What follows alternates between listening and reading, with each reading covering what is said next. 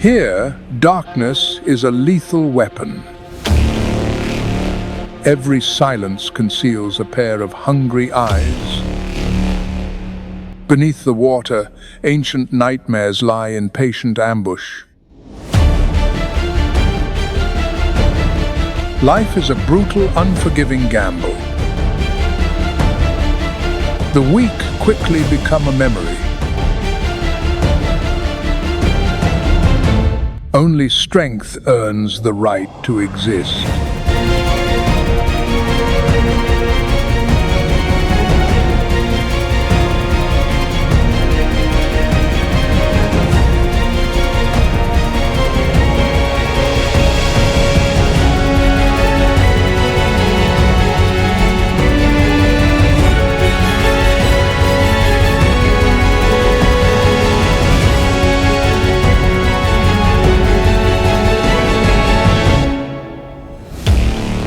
And in the end, no one escapes that harsh destiny.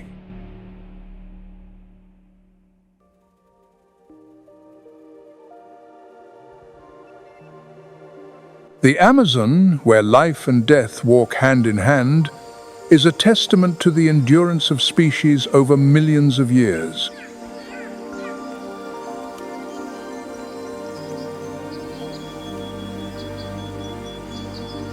Here, the battles for survival are an essential part of the life cycle.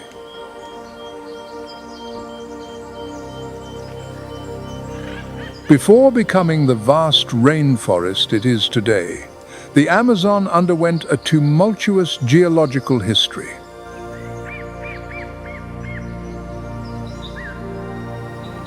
The rise of the Andes Mountains pushed rivers and lakes eastward. This shift created a vast floodplain, giving rise to one of the most humid, nutrient-rich, and biodiverse tropical forests in the world.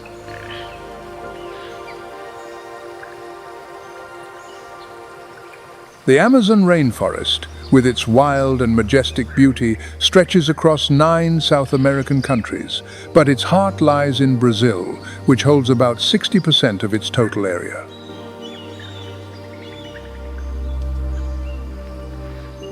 Formed on a stable geological base, the Amazon's landscape is predominantly low plains and river valleys, interspersed with hills and streams.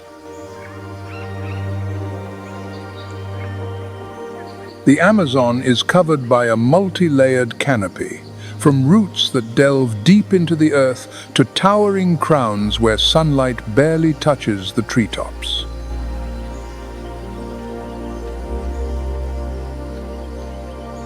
The Amazon River, like a winding silver ribbon, carries water and nutrients, nourishing every corner of the forest.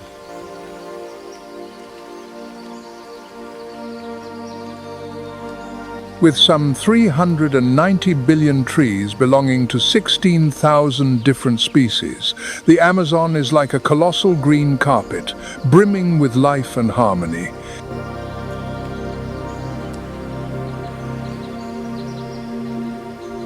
A 2023 study estimated that the Amazon could be home to as many as 80,000 different plant species.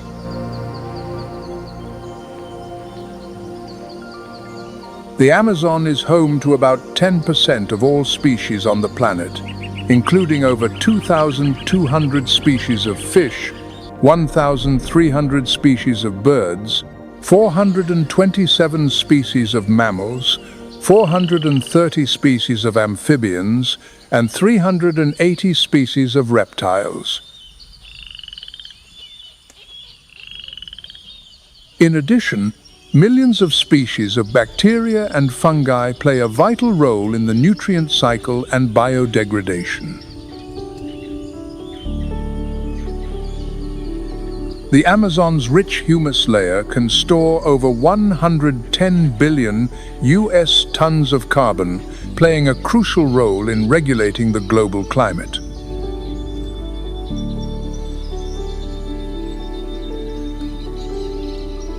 Over 2,000 species of fungi were recorded here in 2024, forming a complex ecological network that connects plants and microorganisms, like an underground nervous system for the forest.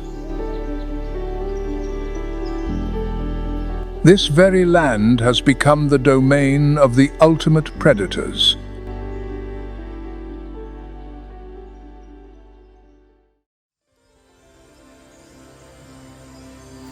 The jaguar, Panthera onca, is the largest cat in the Americas and the apex predator of the Amazon rainforest.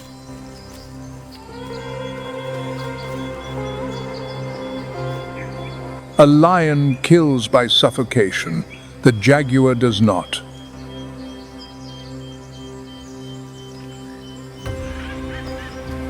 Wielding the most powerful bite in the Americas, it ignores the throat.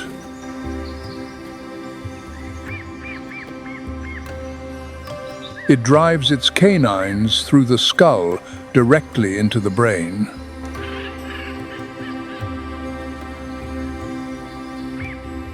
A brutal natural lobotomy.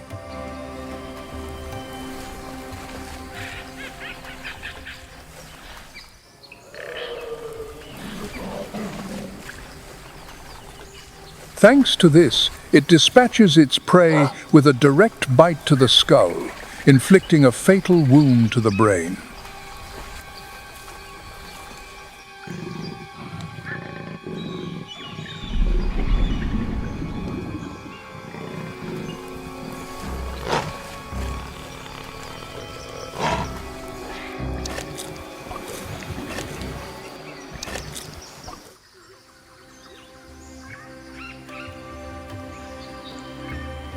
This fearsome hunting technique is not just a display of power.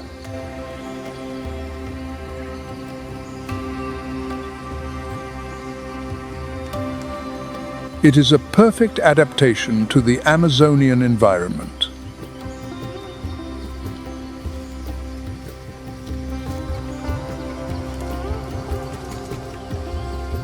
Many prey here, like caimans or turtles, are protected by thick hides or hard shells.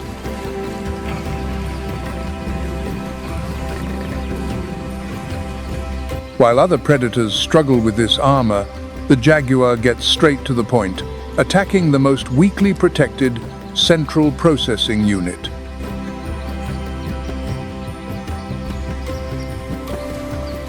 A brutal but incredibly effective solution.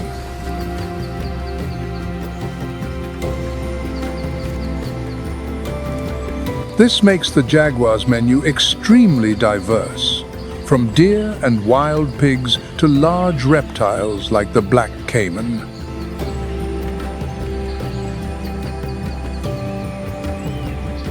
However, despite its immense power, the jaguar is facing a decline in numbers due to habitat loss and conflict with humans.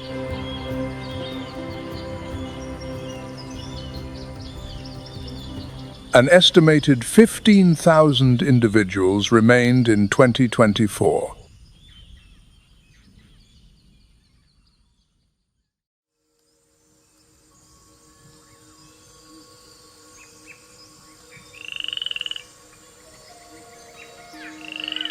The floor of the Amazon is not just the kingdom of large predators, but also a refuge for over 430 species of amphibians.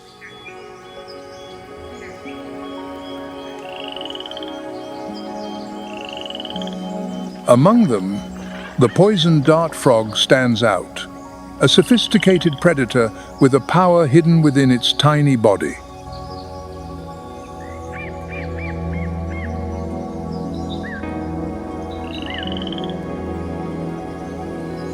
These frogs feed on small insects like ants, termites, and spiders, using dry leaves and tree roots as perfect hiding places.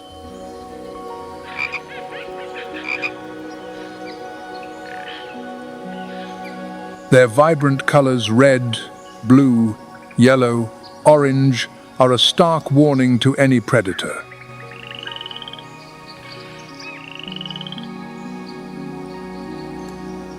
Inside that tiny body is a deadly weapon, batrachotoxin, one of the most potent toxins in nature, capable of paralyzing the nervous system and causing death.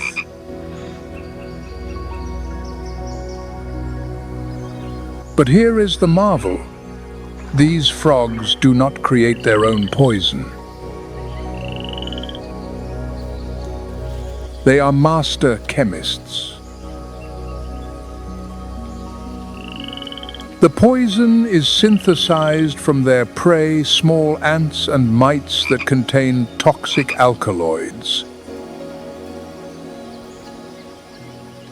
They absorb, concentrate, and convert these compounds into their own defensive arsenal. A poisoned dart frog raised in captivity and fed a different diet is completely harmless. Their lethal beauty is borrowed from the forest itself.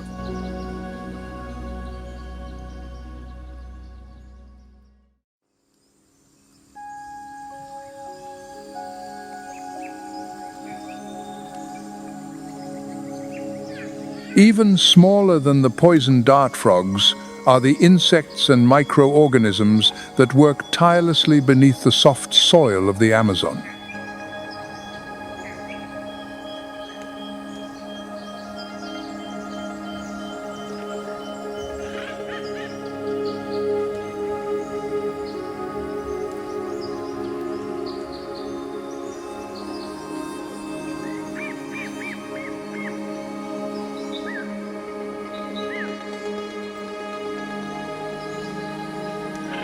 Leafcutter ants are indefatigable workers. They cut pieces of leaves from trees and carry them back to their nests to cultivate a special type of fungus, the food source for the entire colony.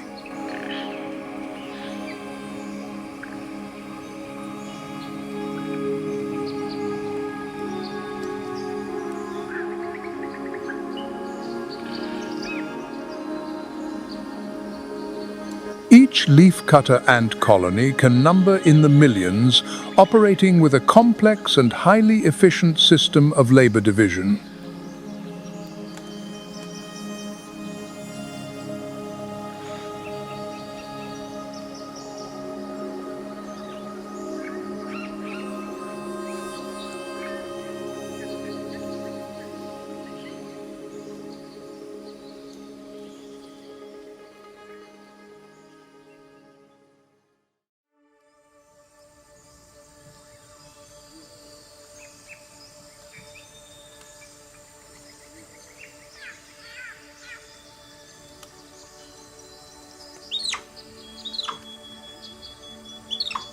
At a height of 98 to 164 feet above the ground, where sunlight filters through the giant canopy, the Amazon's treetop world is a vibrant and unique realm.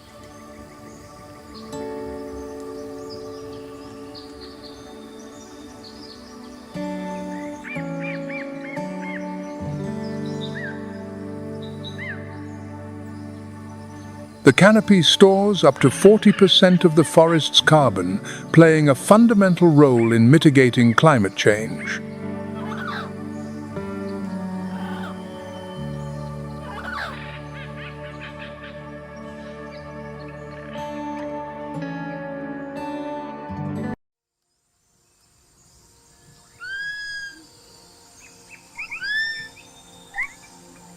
One of the most unique inhabitants of the canopy is the sloth, a mammal that spends about 90% of its life hanging from branches.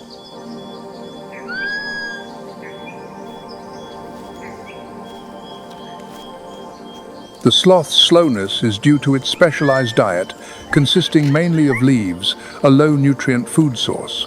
Digestion can take up to 30 days.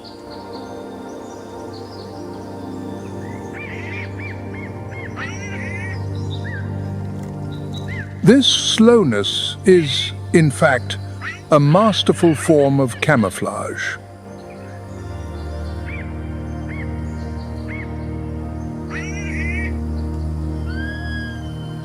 Moving so slowly makes them nearly invisible to motion-detecting predators, like the harpy eagle.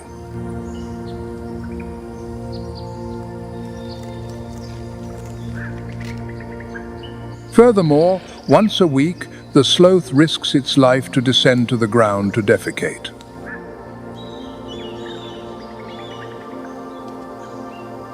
For the sloth, defecating is a game of death.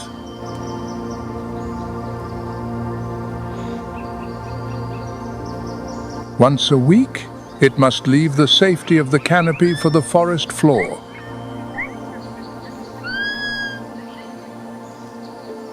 Why? To repay the tree. Its droppings fertilize the tree, and the tree feeds it.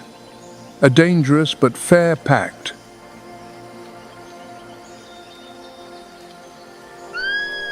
The sloth's thick fur is often home to moss and green algae, which provides it with perfect camouflage among the leaves. The symbiotic relationship between the sloth and the sloth moth creates a small but complex ecosystem right on the sloth's body.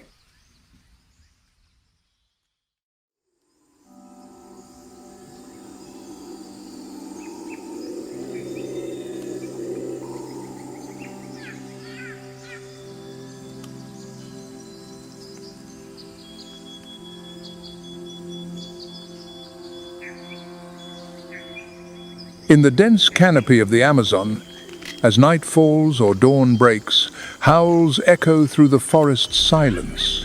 It is the call of the howler monkey.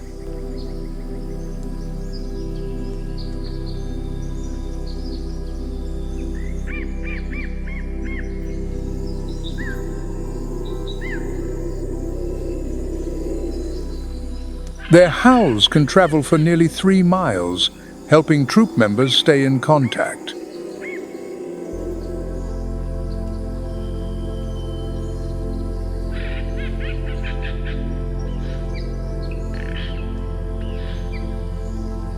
Thanks to a specially developed larynx, the howler monkey produces the loudest sound of any primate, as a way of asserting territorial dominance.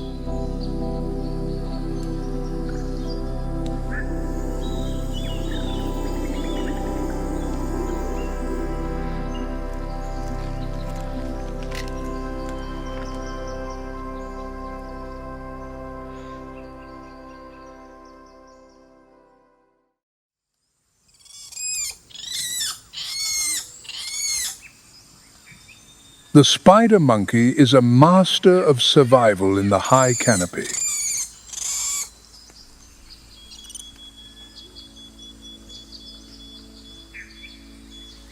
These monkeys almost never touch the ground.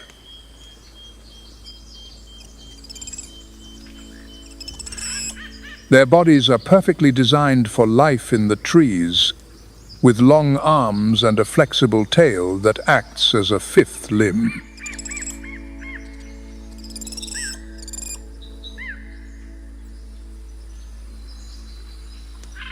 Their tail, which can be nearly 3 feet long, is strong enough to grip branches and even suspend their entire body.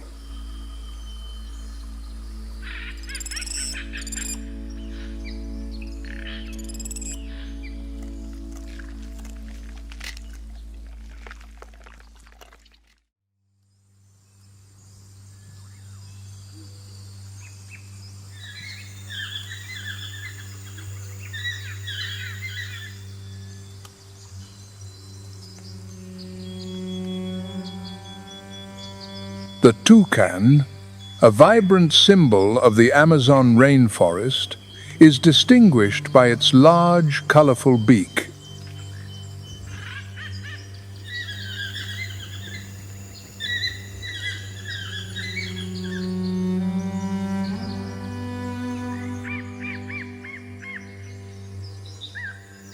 This beak is not just a tool for feeding, but also a biological marvel.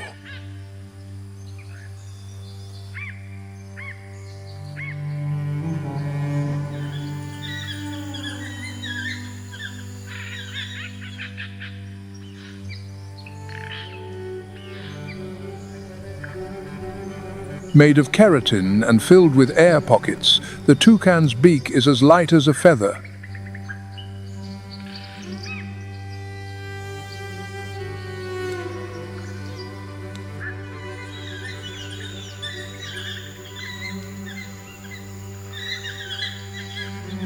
Furthermore, this beak acts as a natural radiator, helping to regulate body temperature in the hot, humid climate.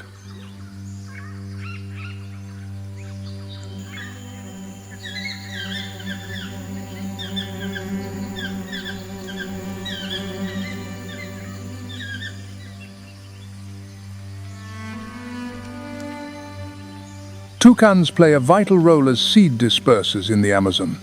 As they eat fruit, they digest and spread the seeds in their droppings.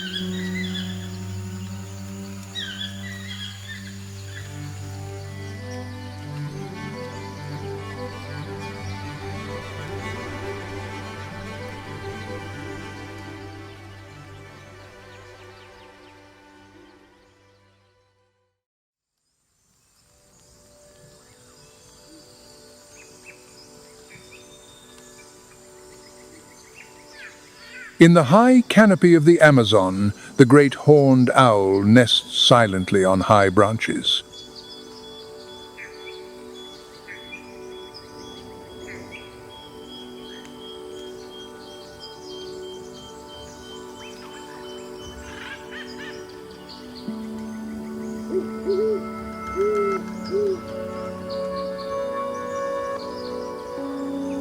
The great horned owl is one of the largest owl species, with a wingspan that can reach up to 5 feet.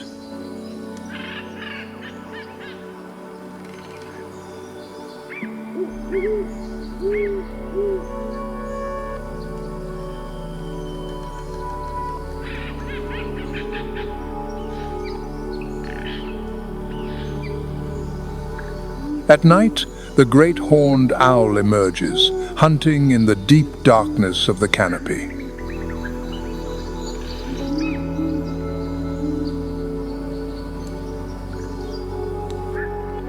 Its large eyes make up nearly 5% of its body weight. Its vision is 100 times more sensitive than a human's in low light.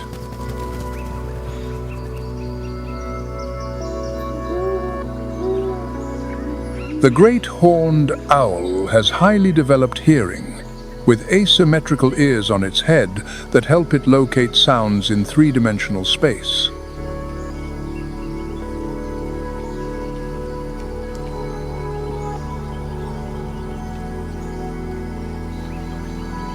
The ability to fly in absolute silence is one of the key factors that makes it a formidable predator.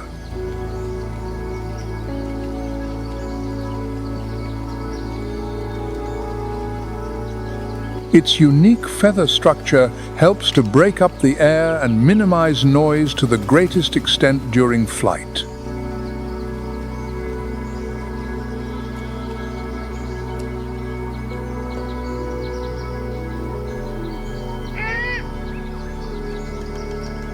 When it attacks, the owl uses its powerful talons with a grip of up to 300 pounds per square inch, enough to pierce the bones of its prey.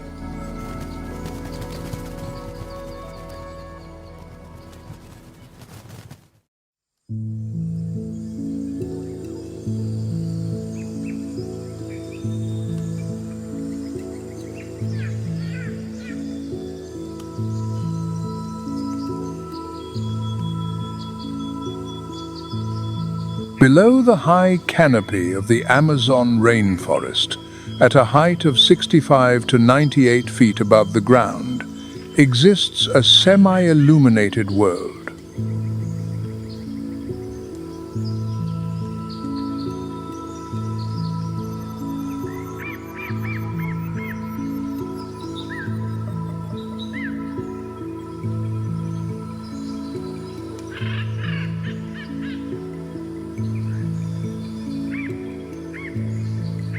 This is a transitional zone, a natural nursery where life reaches its peak, with an extraordinary density of vegetation.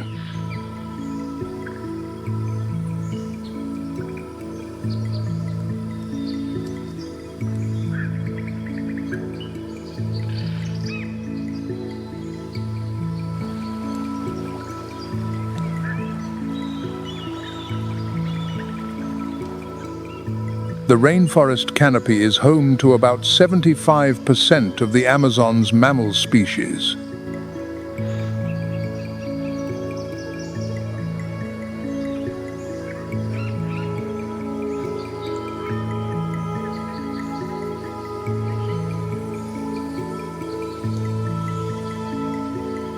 A prominent feature is the abundance of epiphytic plants which live on large trees, absorbing water and nutrients from the air and rain.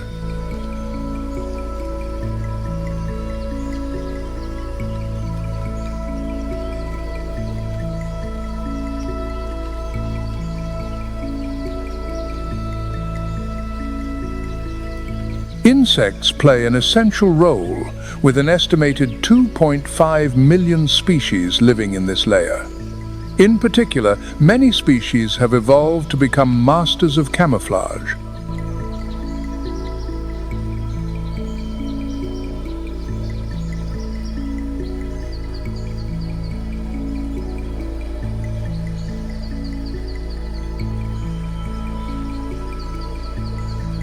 The leaf insect is a striking example of natural camouflage. Their bodies are designed to perfectly mimic leaves.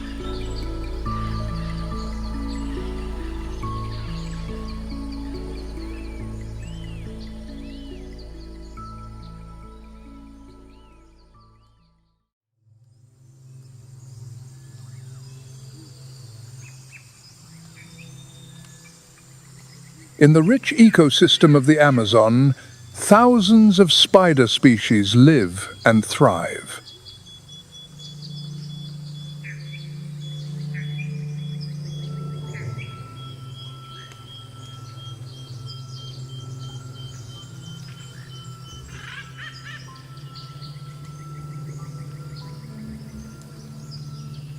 Among them, the crab spider is an expert at changing its body color to blend in with its surroundings.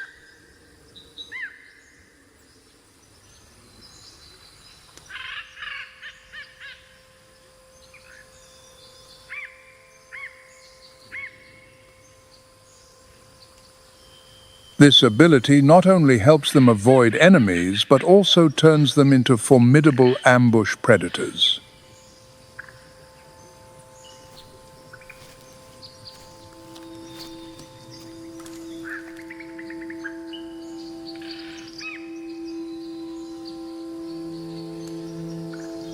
Unlike web-spinning spiders, the Goliath bird-eater is an ambush predator.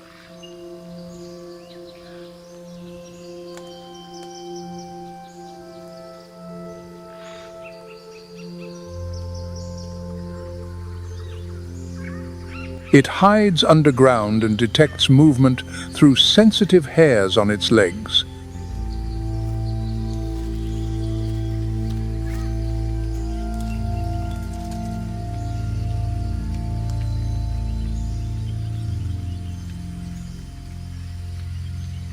When the moment is right, the Goliath bird-eater lunges with incredible speed, injecting venom and using its nearly 1-inch-long fangs to quickly subdue its prey.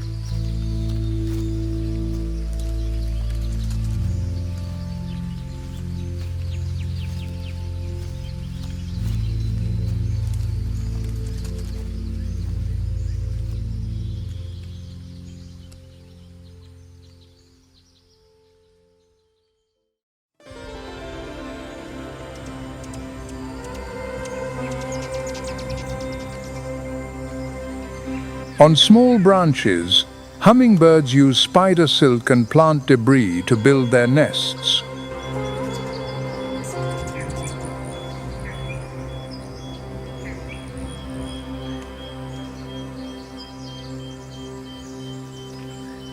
Hummingbirds play a fundamental role as pollinators, responsible for about 25% of pollination in the upper layers of the Amazon.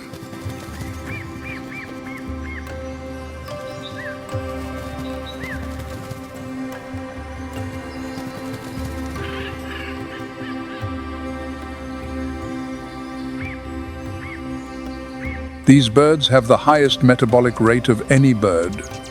Their hearts can beat up to 1,200 times per minute during flight.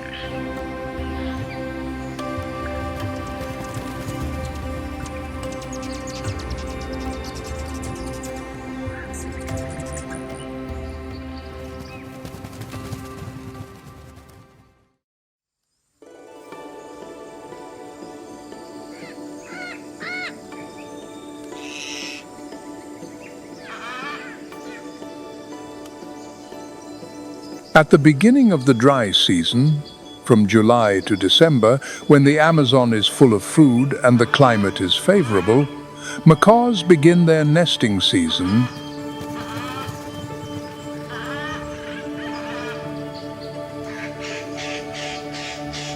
About 80% of macaw species in the Amazon choose to nest at a height of 65 to 98 feet above the ground in the dense canopy.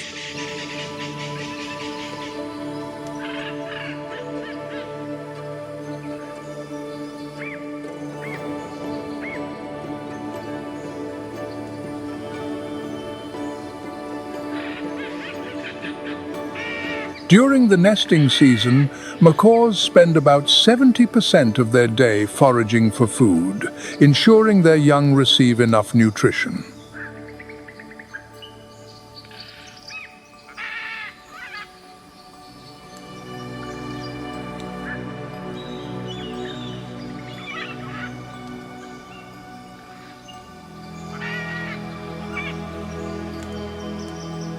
Their vibrant plumage not only attracts mates, but also becomes a visual tool to protect their nests.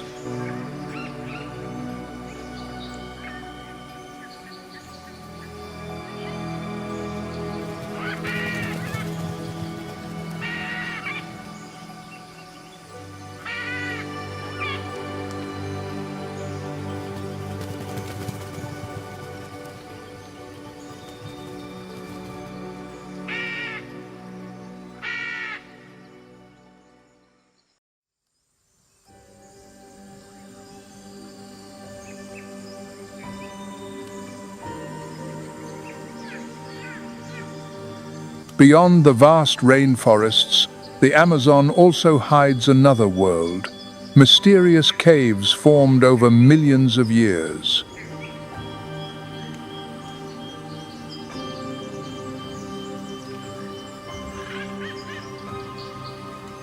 These caves form a complex network of underground chambers, rivers, and lakes.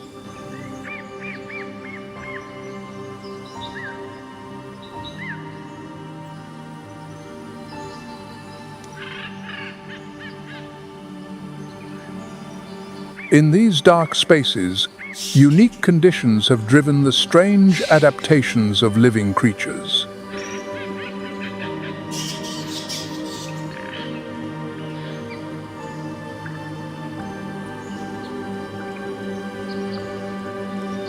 In an environment with little sunlight, many organisms depend on limited energy sources, mainly from organic matter brought in from the outside.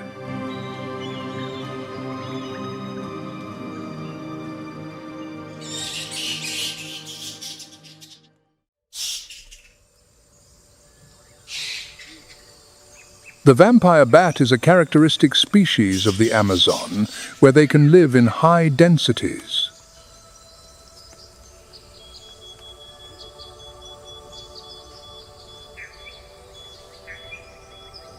The cave environment, with its constant darkness and humidity, provides a perfect refuge for these bats.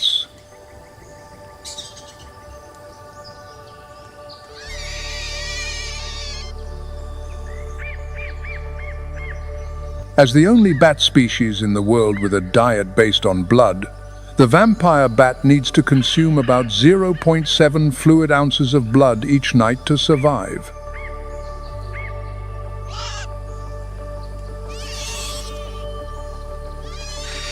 They use their sharp teeth to make a small incision in the skin of their prey, then use their tongue to lap up the blood.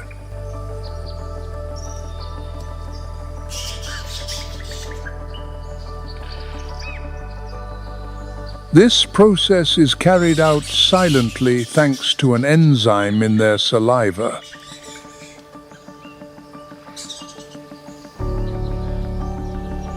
The social behavior of vampire bats is incredibly complex.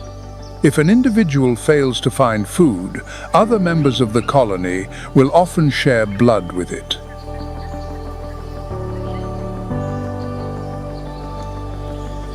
This altruistic behavior is not random.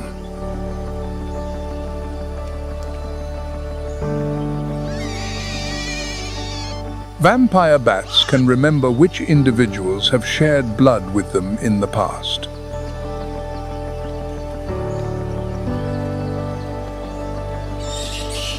If a bat is selfish and does not reciprocate, it gets a black mark and is less likely to receive help in the future.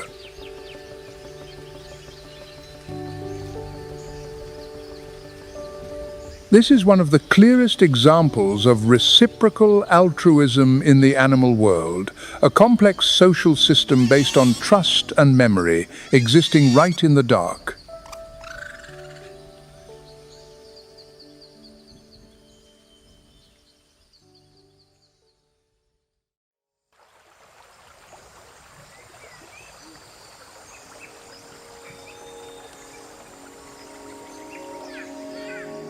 The Amazon River, with a length of about 4,000 miles, is the largest river in the world by water volume.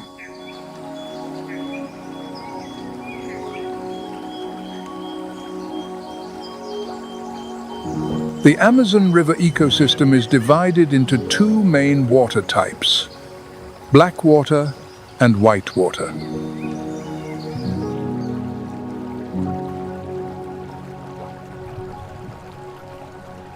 White water, flowing from the Andes, carries nutrient-rich sediment, creating an ideal environment for fish and invertebrates.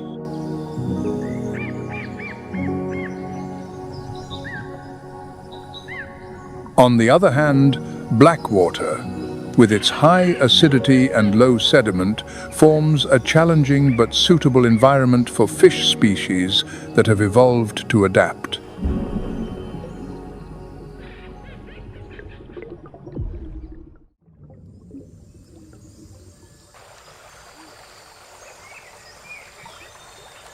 This river provides an abundant food source for many animals, including the anhinga, a bird with a unique hunting strategy.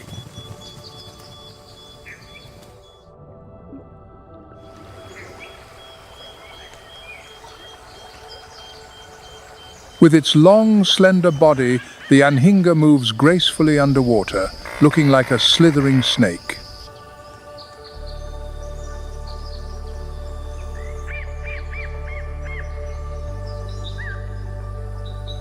Unlike many other birds, the anhinga's feathers are not waterproof, which allows it to dive to depths of up to 20 feet.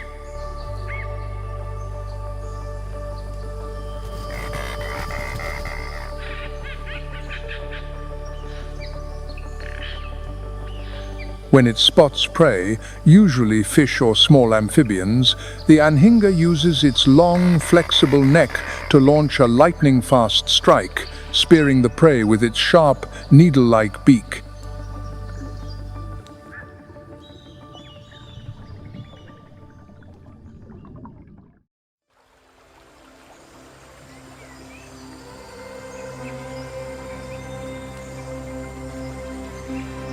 However, the greatest threat to the creatures living in the Amazon River is the black caiman.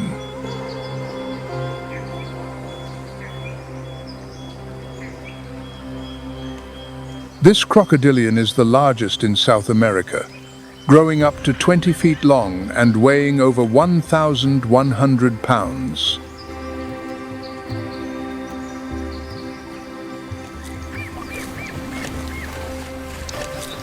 The black caiman can live up to 70 years and has incredible endurance, capable of surviving without food for weeks or even months.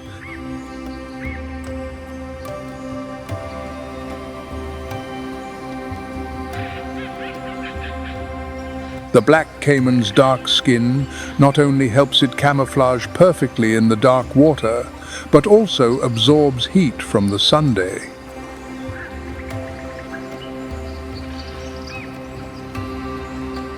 Its eyes, equipped with a reflective membrane, allow it to see clearly in the dark.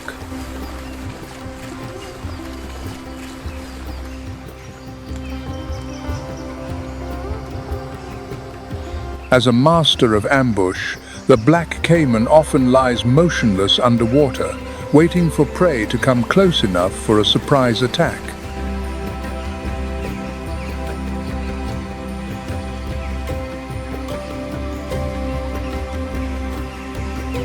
With an extremely powerful bite force of up to 3,700 pounds per square inch, they can easily subdue large prey.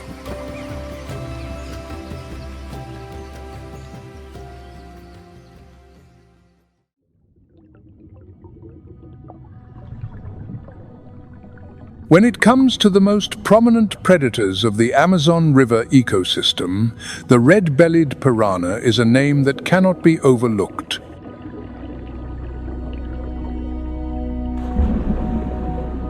The teeth of the red-bellied piranha are incredibly sharp, arranged in a serrated pattern with a bite force sufficient to tear through the flesh of their prey in seconds.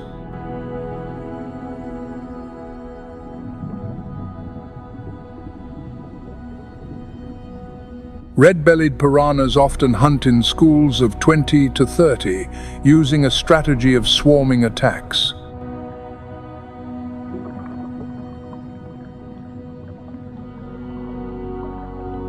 The first bite of a piranha can cause the prey to lose up to 35% of its body weight in just a few minutes.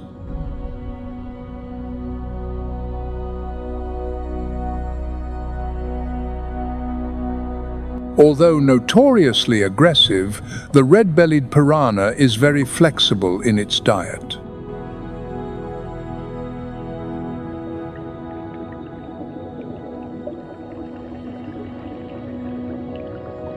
It can switch from hunting live prey to scavenging or even eating plants when necessary.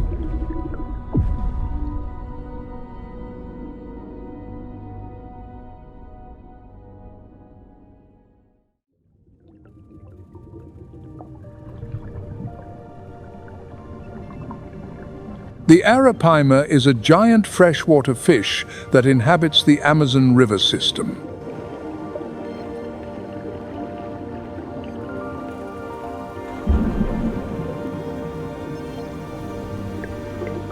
With a length that can reach up to 10 feet and a weight of over 440 pounds, it is one of the largest freshwater fish in the world.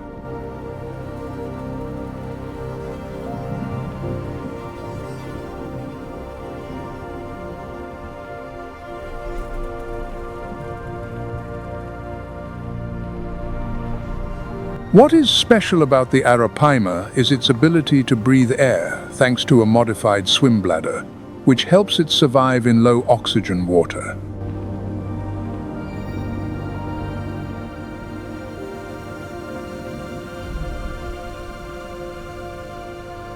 Due to overfishing, their numbers in the wild have significantly declined, leading to increased conservation efforts.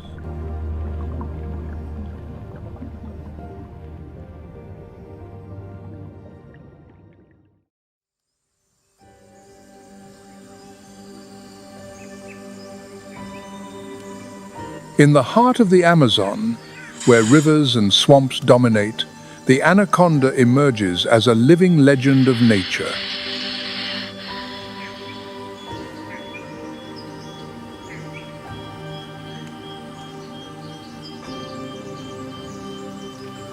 It is the largest snake in the world, capable of reaching lengths of over 30 feet and weighing more than 440 pounds.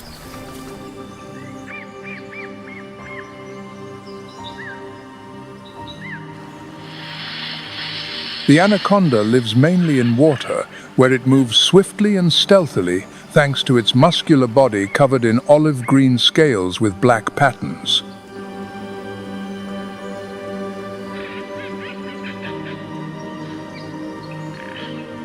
Its eyes and nostrils are located on the top of its head, allowing it to observe its surroundings while remaining almost completely submerged.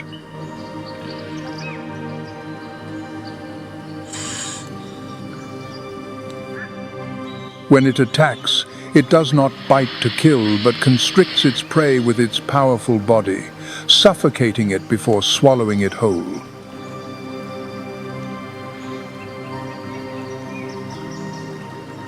After a large meal, such as a caiman, the anaconda's metabolism skyrockets to 40 times its normal rate to digest the enormous meal.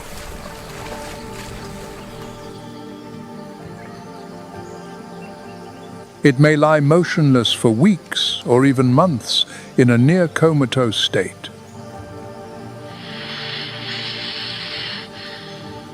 Its heart can even increase in size by up to 40% to pump blood throughout its body, a remarkable physiological transformation to cope with a rare feast.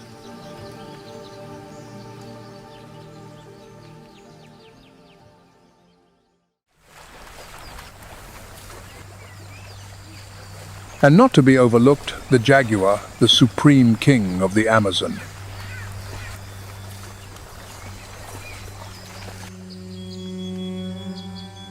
Its underwater hunting prowess is a testament to its special adaptation to riverine and swamp environments.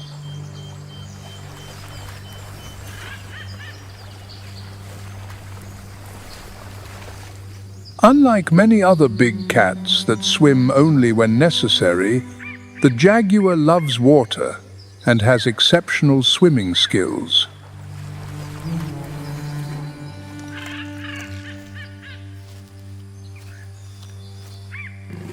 According to a 2023 study, 15 to 20% of the jaguar's diet in the Amazon consists of aquatic animals such as fish, turtles, and even small caimans. The jaguar's underwater ambushes are even more successful than its terrestrial hunts, with a success rate of about 60%.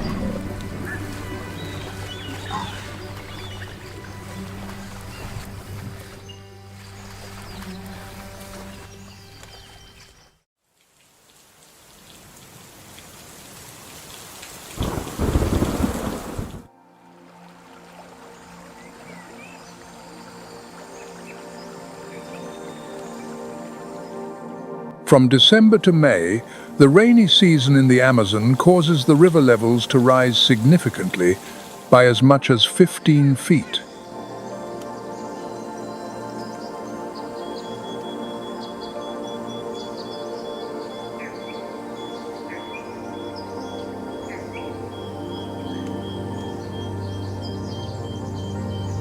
These flooded forests, known as vasia, become a temporary habitat for many species.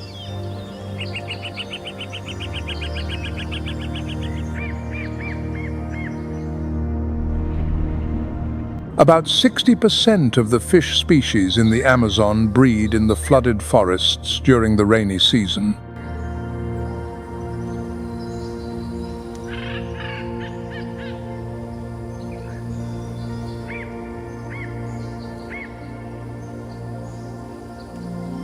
When rising water levels flood part of their nests, leafcutter ants must build higher fungus chambers and create natural drainage systems to keep their nests dry.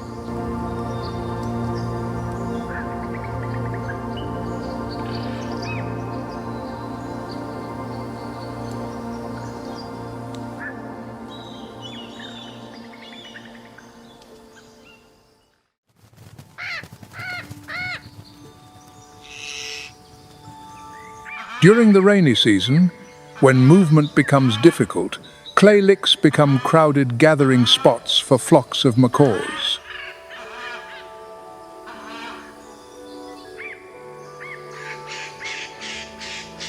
This mineral-rich clay helps the macaws neutralize toxins from unripe seeds and fruits.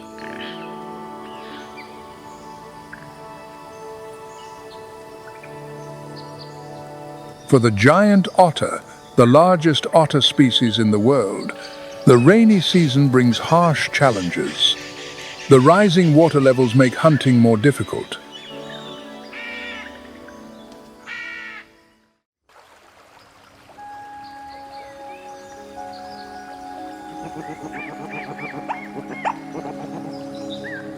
However, the giant otter has an impressive ability to adapt.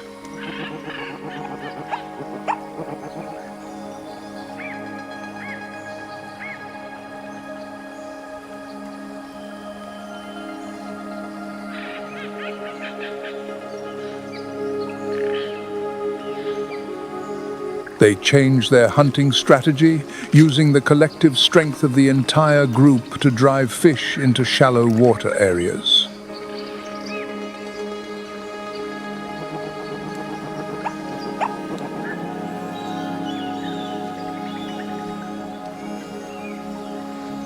This cooperation increases the giant otter's survival rate by up to 70%, even in adverse conditions.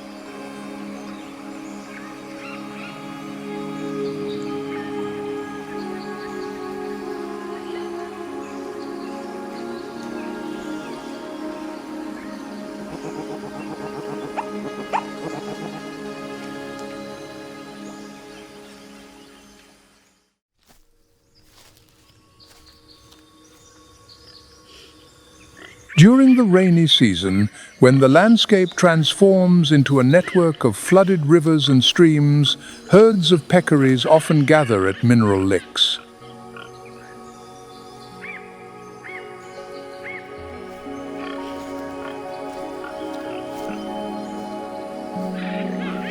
These mineral-rich soil areas provide essential nutrients, helping the peccaries to compensate for deficiencies in their daily diet.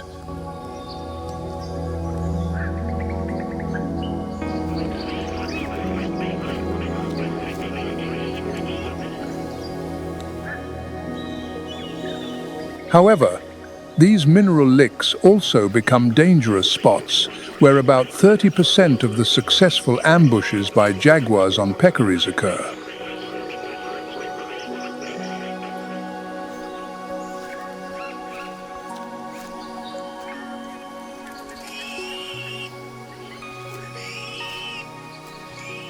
To survive, peccaries have developed a strong social and defensive system.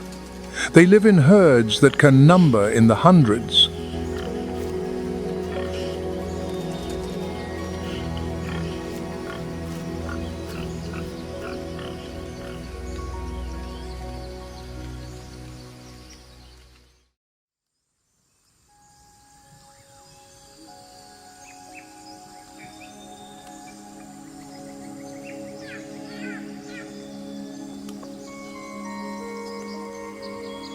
However, the struggle for survival of the species in the Amazon is not only threatened by the harshness of nature.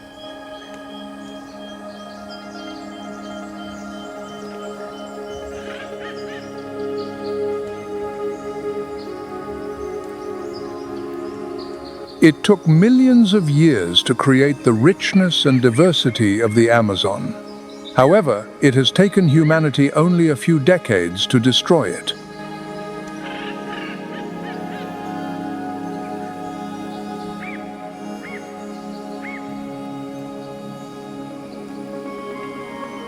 One of the most serious problems is deforestation. According to the World Meteorological Organization, in 2023, the Amazon had lost over 20% of its original area in the past 50 years.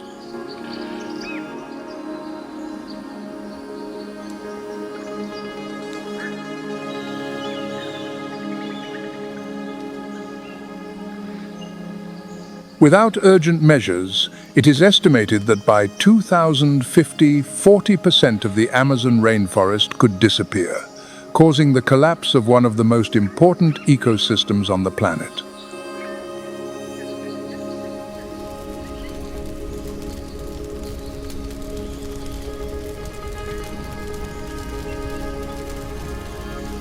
Climate change is exacerbating the situation. Rising temperatures and decreasing rainfall have led to devastating forest fires.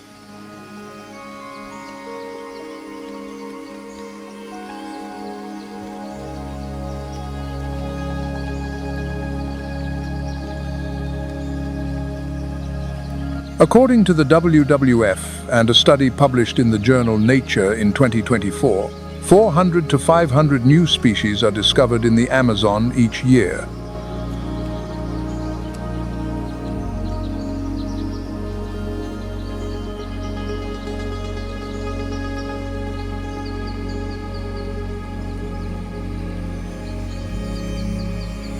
However, at the same time, hundreds of species may be disappearing forever before humans even know of their existence.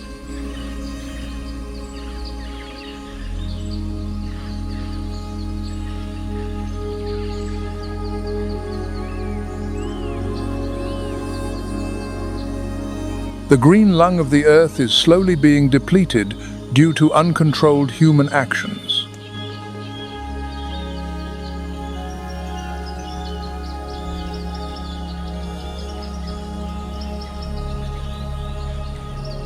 More than ever, protecting the Amazon is not just about saving a forest, but about ensuring our own future.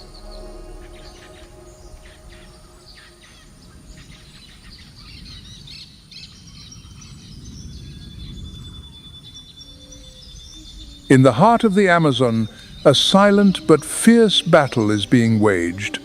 Conservation efforts are seeking to protect this precious gift from destruction.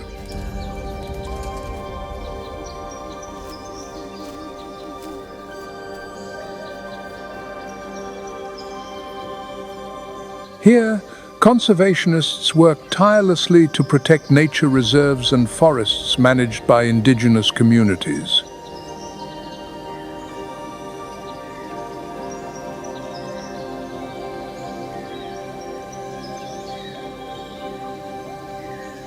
A 2023 study showed that areas managed by indigenous people have significantly reduced deforestation, helping to preserve over 135 million acres of forest.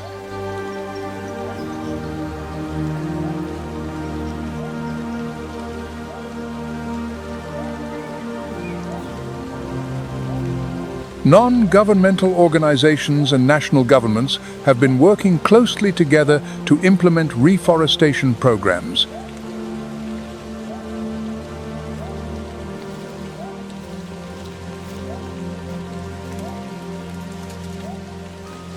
The young trees being planted not only regenerate the ecosystem, but also create jobs and sustainable livelihood opportunities for local communities.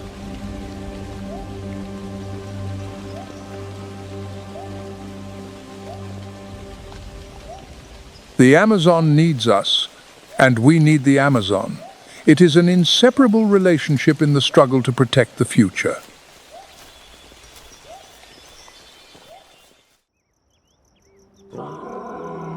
As young males mature, they begin to leave the pride and explore the edges of their territory. One lion ventures out alone and wanders straight into the heart of a hyena clan.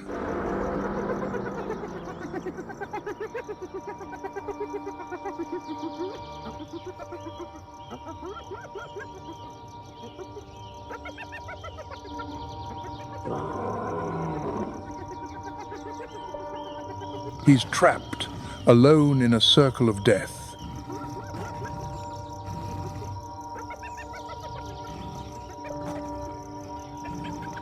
His strength fades, his breathing slows. Death is only seconds away.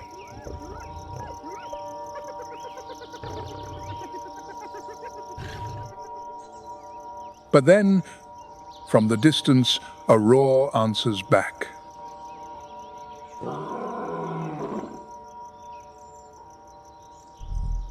Another lion has heard the call and rushes to his aid.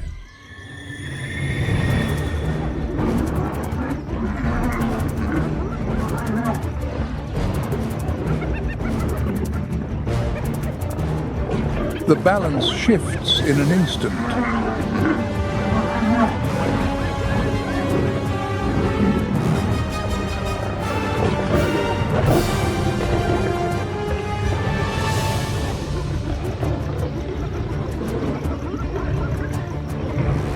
Together, the two lions stand their ground against the hyena horde, forcing them to retreat.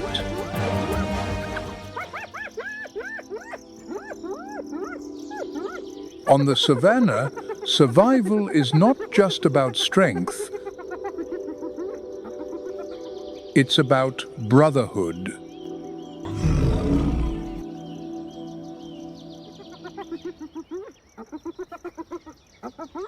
Cold, despotic, and resolute, the spotted hyena clan submits to the reign of its queen.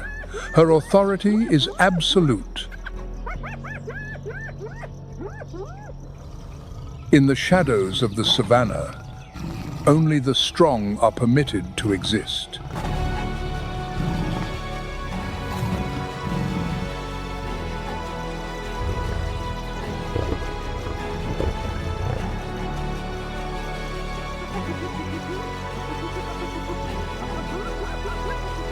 The queen governs every facet of the clan's life, from the hunt to the right to mate.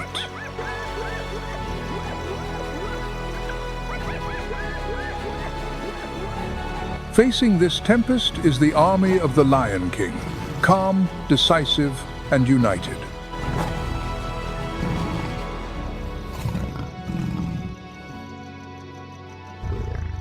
They stand firm, as if to defy the most furious waves of their enemy's wrath.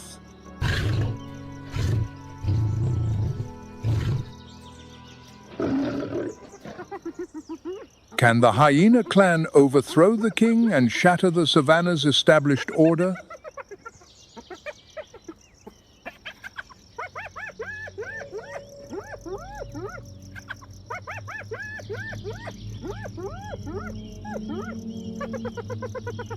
And if the mighty ruler is besieged, what then?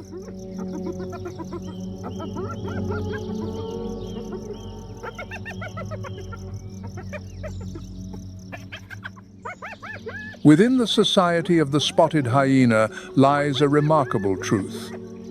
It is a society governed entirely by females.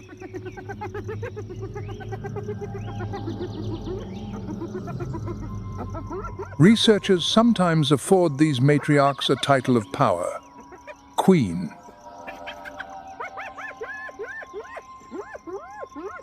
The matriarch holds supreme authority in the clan. She dominates not only physically but also controls all access to resources and food.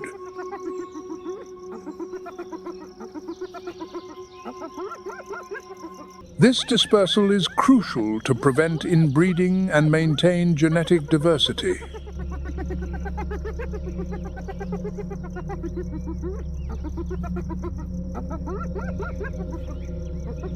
A male must find his way into a new clan, where he will always start at the very bottom of the hierarchy.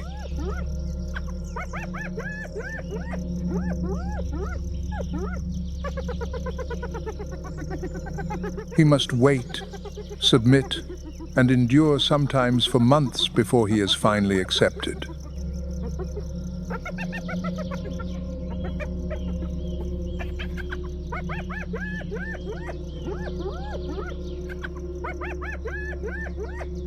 When a subordinate hyena returns from a hunt, it must perform a mandatory ritual, the greeting ceremony for the queen.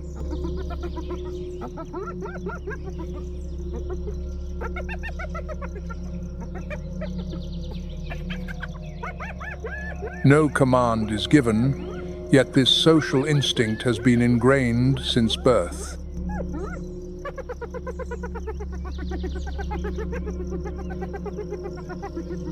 The subordinate hyena presents its genital region to the dominant female.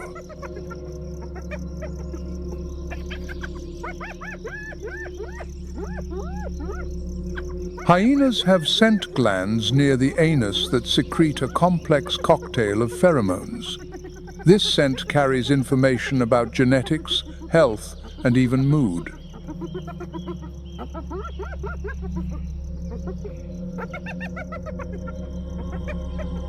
Like a human fingerprint, the scent from these glands is unique to each individual hyena.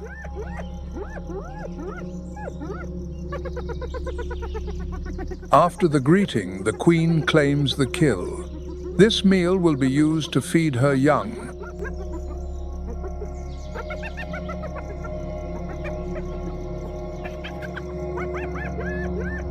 Here, the matriarch builds a matrilineal order so strong that social status is inherited like royalty.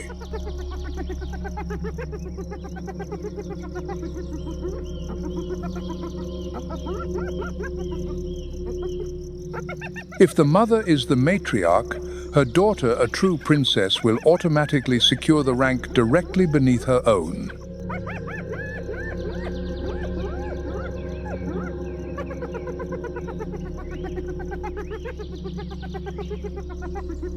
In a study spanning more than 14 years in the Ngorongoro crater, Tanzania, scientists confirmed that 100% of cubs inherit the social status of their mothers.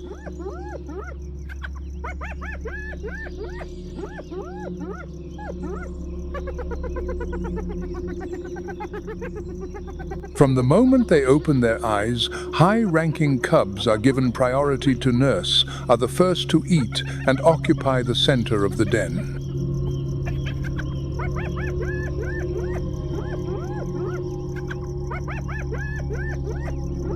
But this is not simple indulgence. It is a technique for socializing power.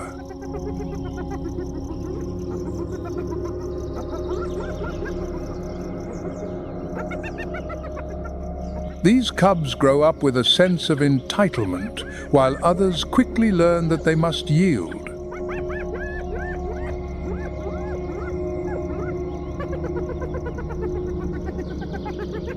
However, a position is never guaranteed for life. Every day is a lesson in politics.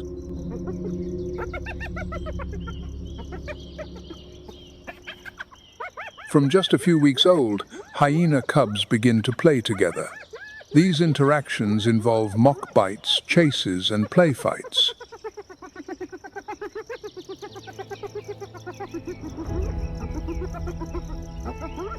This is how the queen's offspring becomes acquainted with power.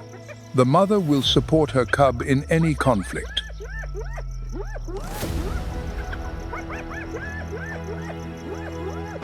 This behavior is repeated, teaching both the princess and the other cubs to recognize their place.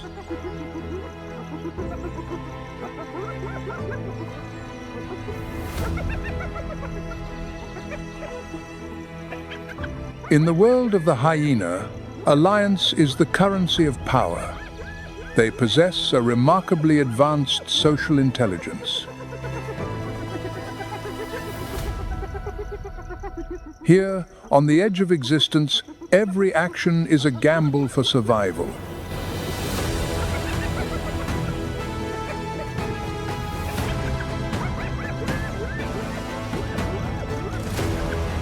Hyenas understand the social relationships of others. Who is related to whom? Who holds a higher rank?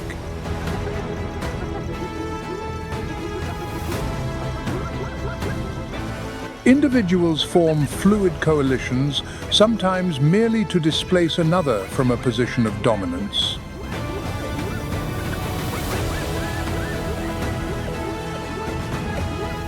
To become a true ruler, succession alone is not enough.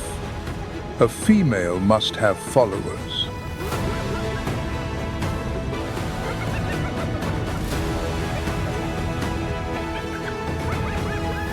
Aggressive or bullying behaviors become tools for asserting authority. Low-ranking cubs often become targets. This reinforces and perpetuates the system.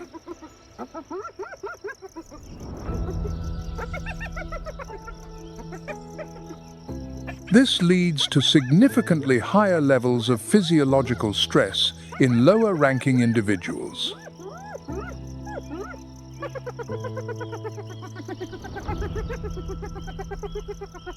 Yet, it is not always so harsh. When their bellies are full, they still engage in playful behavior, which helps to nurture social bonds.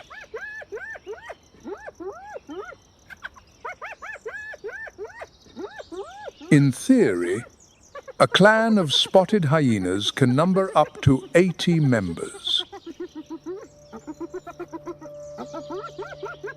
Spotted hyena society operates on a fission-fusion model, meaning it splits apart and comes together again.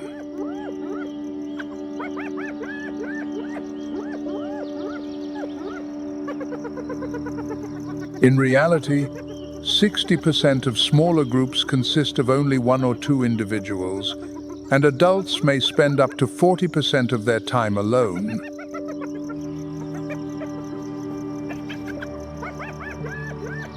This serves to reduce internal competition and optimize hunting opportunities.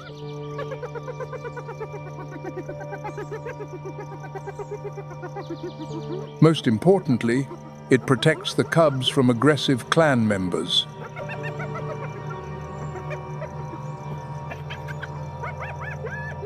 With the power of an adult hyena, their list of prey is diverse.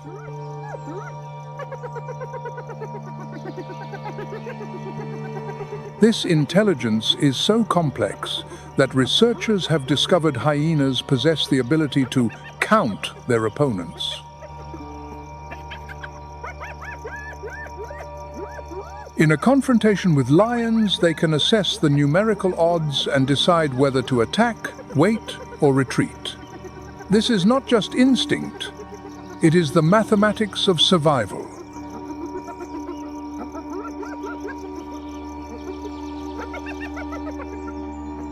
Blue wildebeest, gazelles, zebras, and buffalo calves are all within their sights.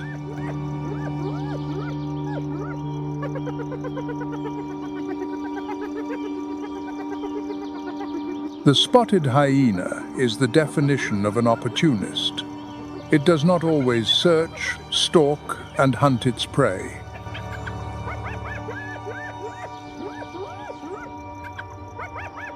Sometimes it simply waits for others to do the hardest work.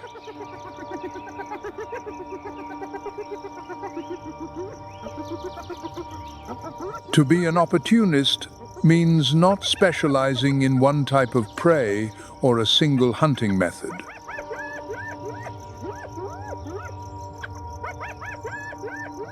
Instead, they exploit every available opportunity to find a meal.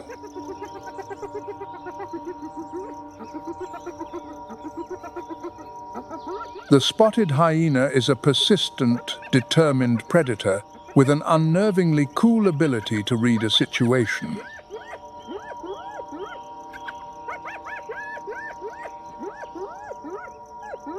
When an opportunity or a threat reaches a certain threshold, the entire clan will assemble.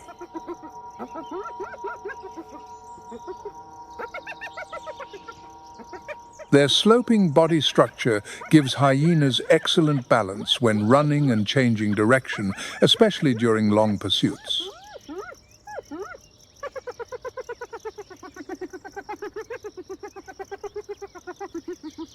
Its heart makes up nearly 1% of its body weight, double that of a lion, allowing it to sustain speeds of up to 37 miles per hour for several minutes.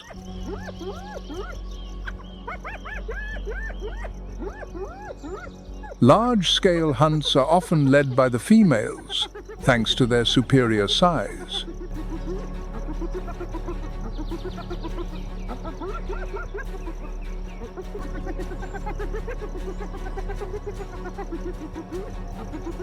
The savannah is ever unpredictable, and fresh meat is not always available for a large clan.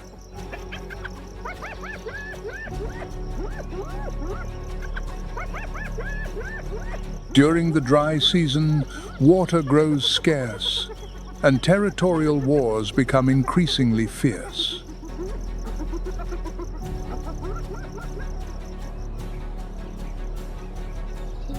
This rhinoceros has fallen victim to a brutal territorial dispute.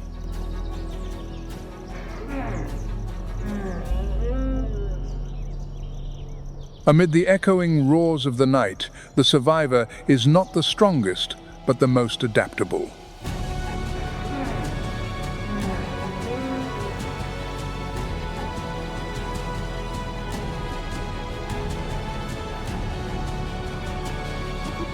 The spotted hyena is a master of scavenging.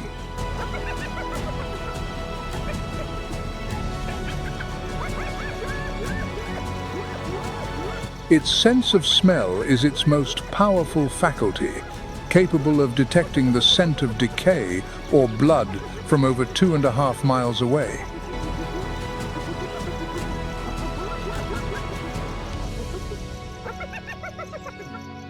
However, every unexpected feast demands extreme caution. Its darting eyes scan the surroundings, its ears pricked for the earliest sign of lions. The hyena is called a master scavenger because its biology is perfectly suited for it.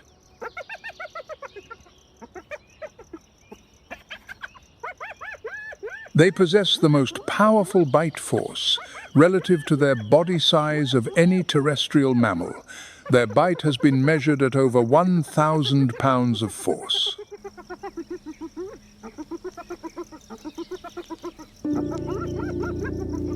This figure is 40% stronger than that of a lion and 15% stronger than a grizzly bear's.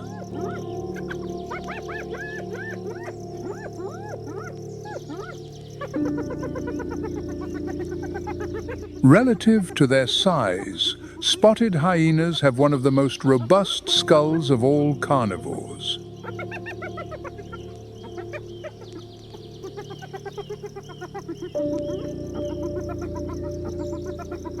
Thanks to all these adaptations, the spotted hyena has become one of Africa's most efficient hunter-scavengers.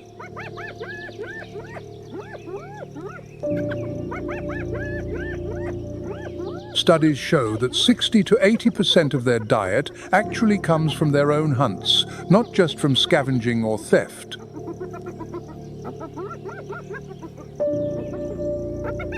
However, the spotted hyena is not considered an apex predator, although it is very close to that position.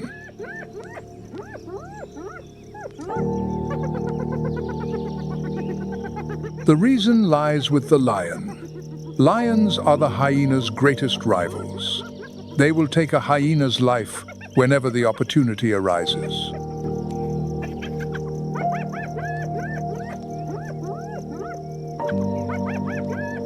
Hyenas rarely confront an adult male lion directly.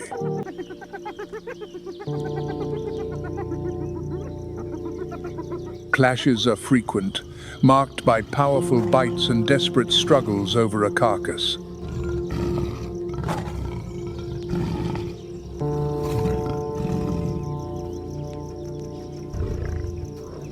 But what often goes unnoticed is how similar these two species are in their social structures.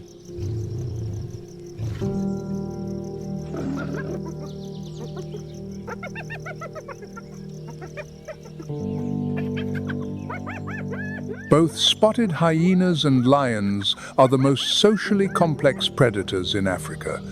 One lives in a clan, the other in a pride.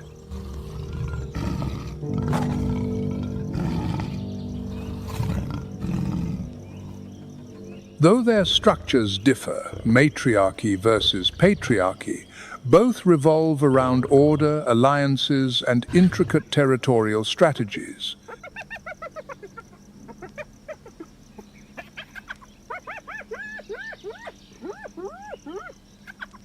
Both rely on force and strategy, and both understand that survival is never an individual affair.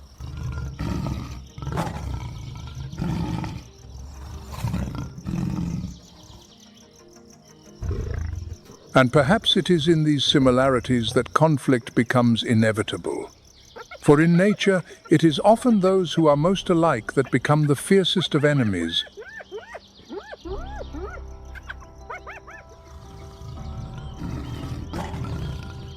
Unlike all other great cats on the planet, the lion is the only one that truly leads a social existence.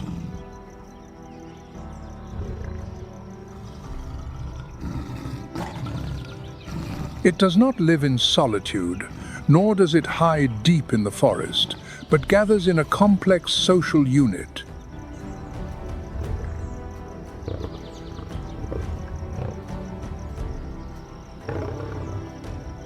Their social model is also fission fusion, just like that of the spotted hyena.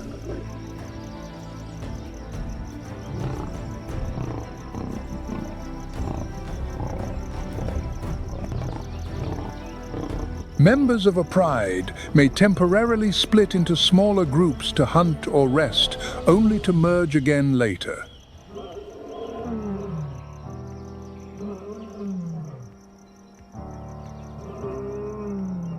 A typical lion pride has about 15 members, but can sometimes number up to 30, including a few adult males, related lionesses, and their cubs.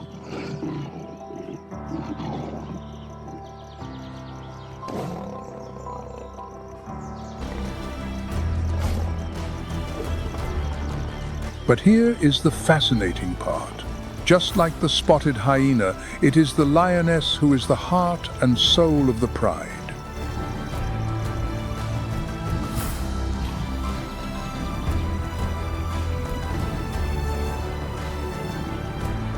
Males may come and go, but the lionesses remain tied to their birthplace, carrying the pride's bloodline and memory through generations.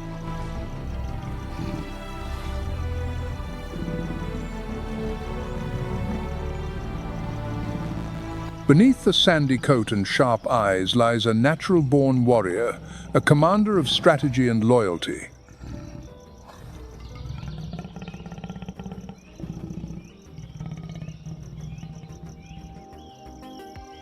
As the afternoon shadows lengthen, the lionesses begin to move.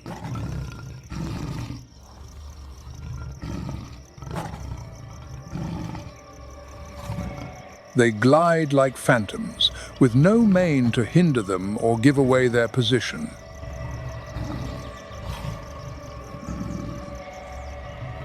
With a smaller frame than the males, only 265 to 397 pounds, but far more agile and with greater stamina, the lionesses use every bush and tree as perfect camouflage.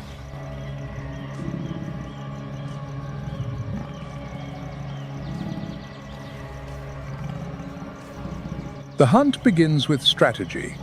Each individual has a distinct role to play.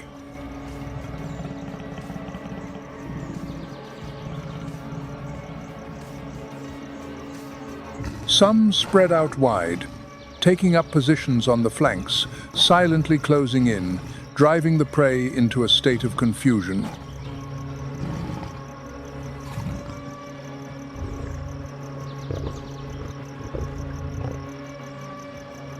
Others hold the center, lying in wait.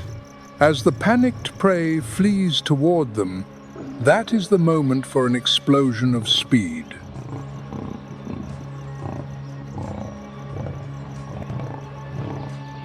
A single moment of error, and the line between life and death is instantly redrawn.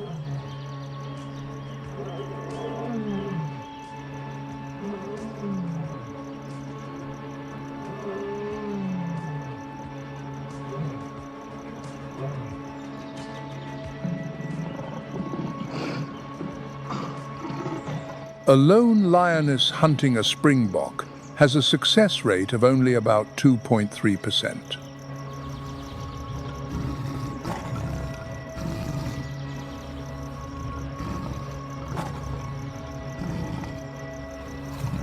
But when they hunt as a group, that number can soar to nearly 30%, a clear testament to the power of cooperation.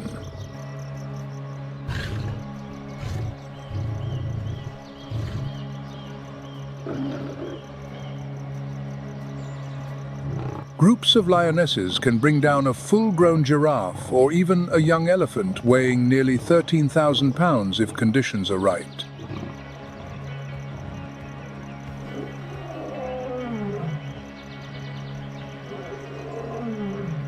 In an assault on a herd of Cape buffalo, with each animal weighing up to 2,000 pounds, the lionesses are often the first to charge in.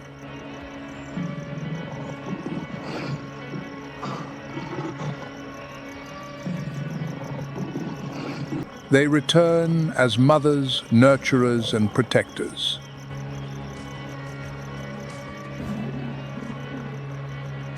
What makes the lioness so extraordinary is that she does not discriminate between her own cubs and those of others.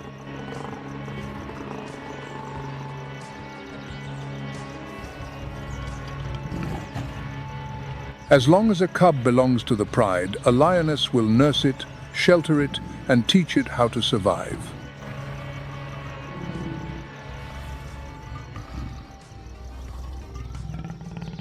This behavior, known as allonursing, helps to synchronize the development of the cubs and enhances their collective chances of survival.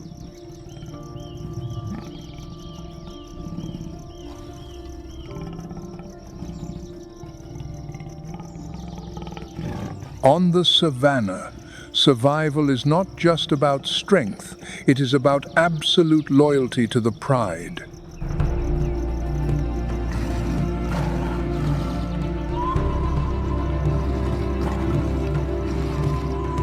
In lion society, the lioness is not only a warrior and a mother, but also a decision maker.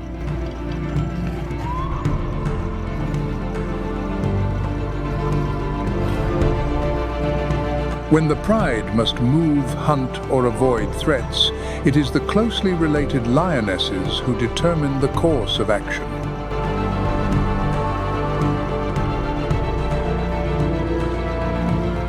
Even when predators like leopards, hyenas, or a coalition of strange males intrude, it is the lionesses who stand shoulder to shoulder to protect their young.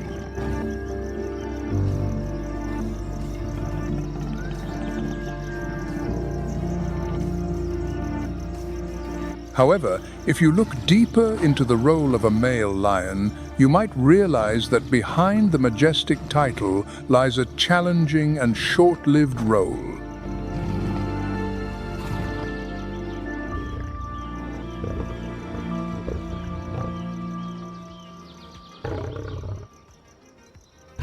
In the complex social system of lions, the male plays a vital part in safeguarding the pride's existence and the continuity of its bloodline.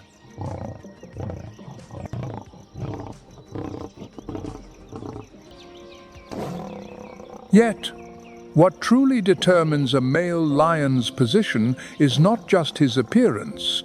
It is his ability to protect his territory and his pride.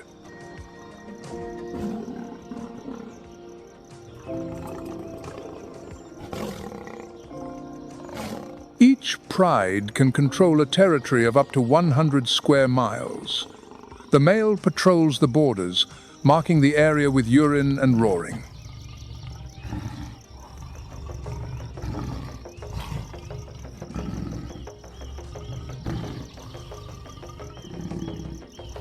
His roar can carry for up to 5 miles, a clear warning to any who might consider trespassing.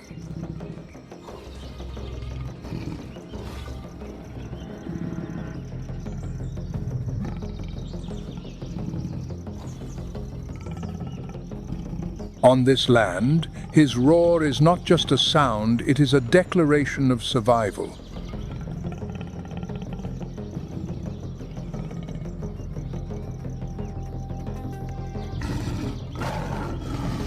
When confrontation becomes unavoidable, he is the first line of defense.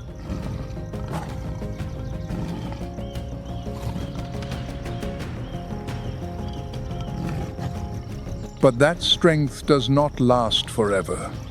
An aging male lion is still patrolling the edge of his territory.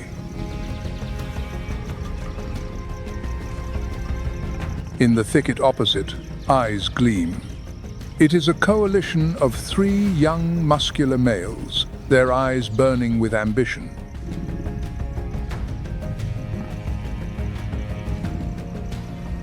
They do not roar, they do not declare war. They simply move in slowly, as if silence itself is part of their takeover strategy.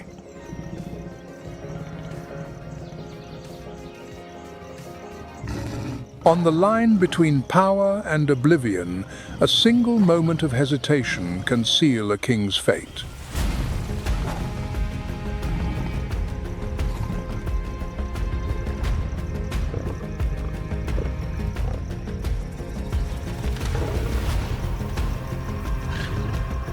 The old lion rises, his mane erect, muscles tensed, preparing for an inevitable confrontation.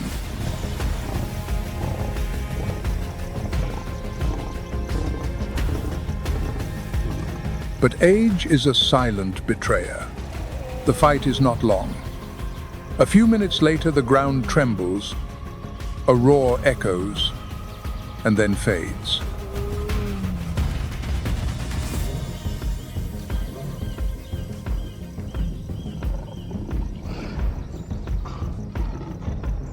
No one ever sees that male lion again. All that remains is an unclaimed space.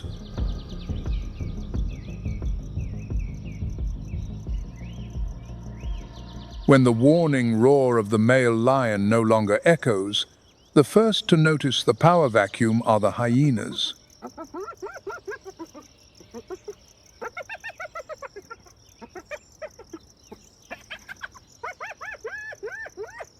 They begin to move in, becoming the most audacious of thieves.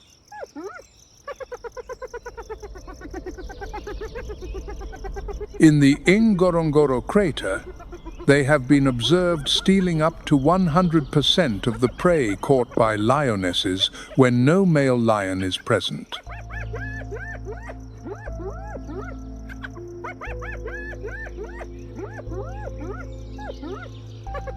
Spotted hyenas, while generally wary of male lions, show far less fear towards the females.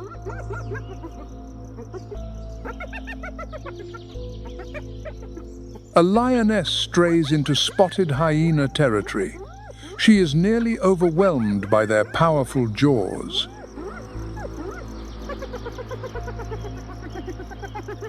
But 4 other lionesses arrive to her rescue.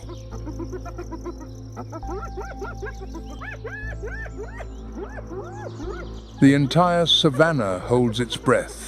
2 predatory forces about to engage in a battle of survival without quarter.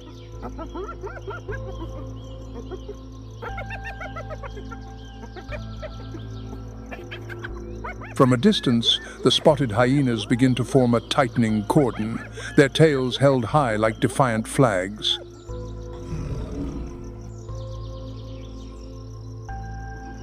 The sounds they produce are a cacophony of shrieks, derisive laughter, and whoops that echo across the savannah.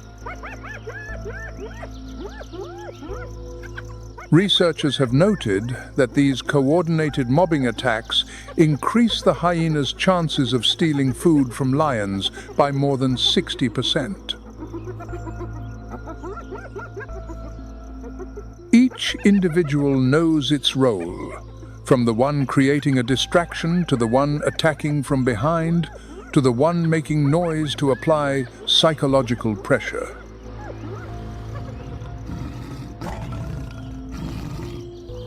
When a lioness charges one hyena, it becomes the trigger for an all-out battle, in which the hyenas have the advantage of numbers.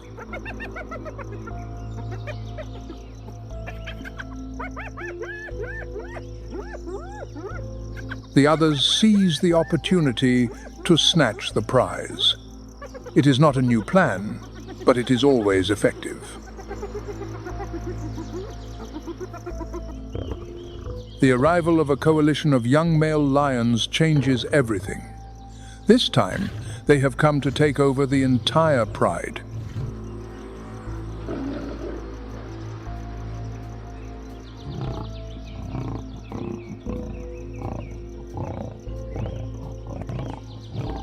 The lion cubs now become the most vulnerable targets.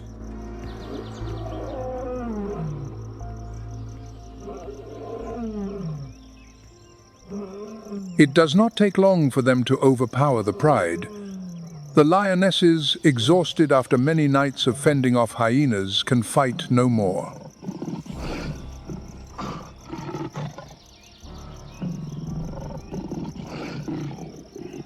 Then comes the infanticide, swift, brutal, and inescapable. The nursing cubs, offspring of the old male, are all killed.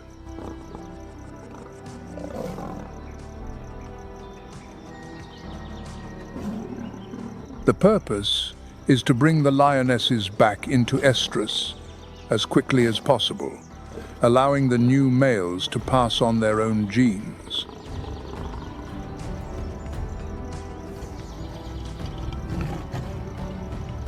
In an instant, a mother's pride turns to sheer terror. She sees not conquerors, but executioners.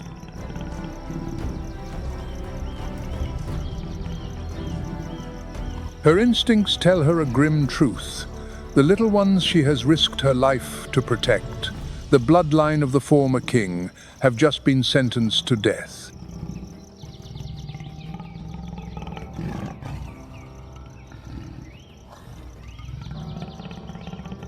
No pleas are heard, no mercy is given.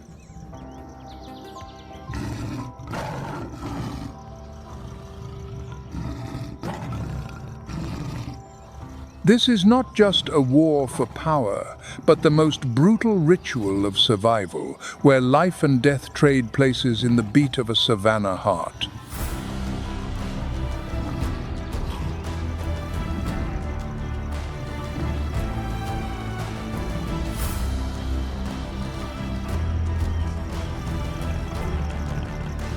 This is the law of the savannah, unforgiving and unshakable, where a new throne is always built on the blood and tears of the old generation.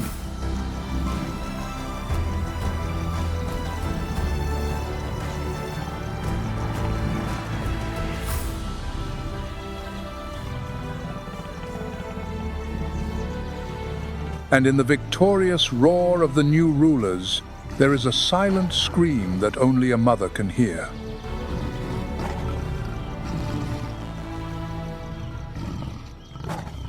The mothers, though grieving, are forced to follow the new rulers.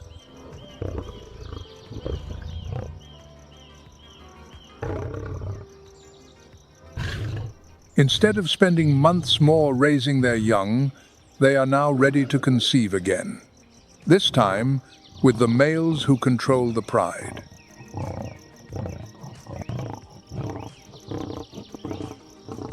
When estrus returns, a wave of mating begins, intense and relentless.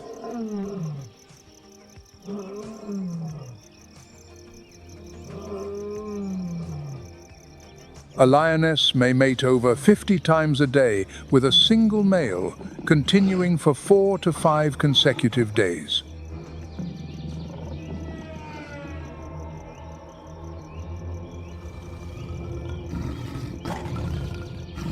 This frequency has nothing to do with bonding or affection. It is a biological strategy to ensure successful fertilization.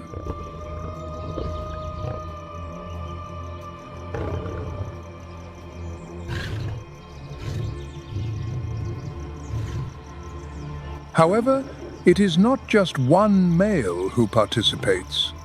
In a coalition, males often take turns mating with the same female.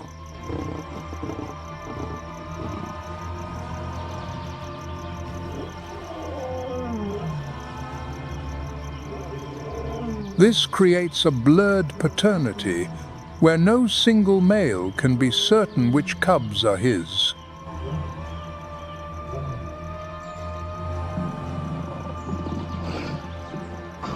Later, this reduces the risk of future infanticide, for if each male believes he might be the father, he is less likely to harm the young.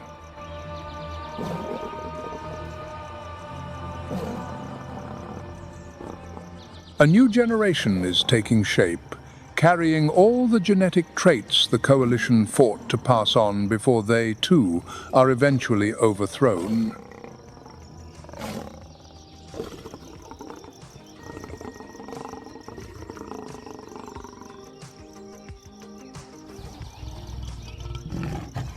The existence of any pride is never fixed. Males do not care for or participate in the raising of the young.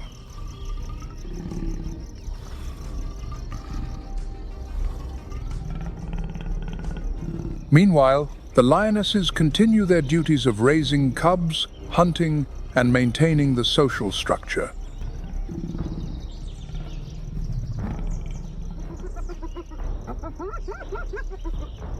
In the social structure of the spotted hyena, the female holds absolute dominance.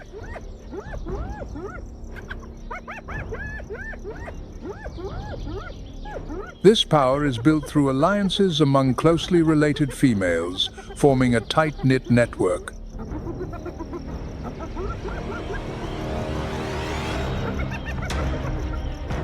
The female hyena possesses one of the most unique biological features in the mammalian world, an elongated clitoris known as a pseudopenis.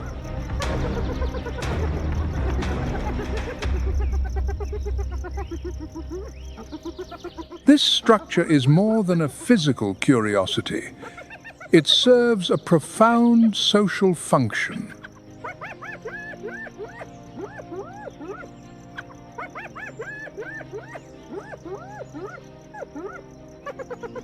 In a kingdom where strength often belongs to the male, the female hyena has rewritten the laws of evolution, turning biology into power.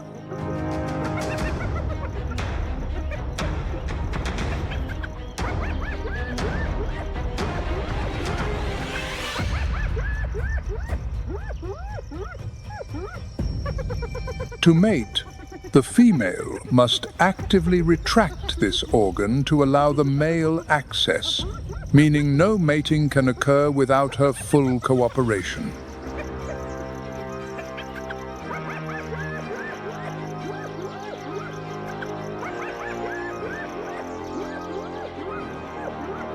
Males often have to court a female for an extended period, memorizing her estrous cycle and waiting for the right biological moment.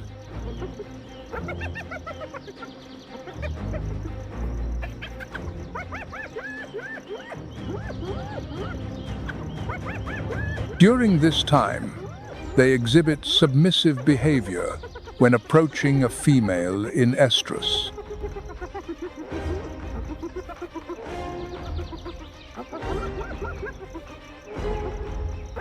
Females tend to prefer younger males, those who were born into or joined the clan after them.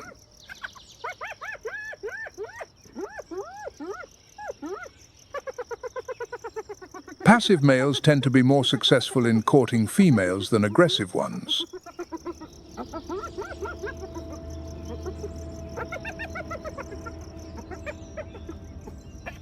This is considered a natural anti-coercion mechanism, an extraordinary evolutionary step that allows the female to retain complete control over reproduction.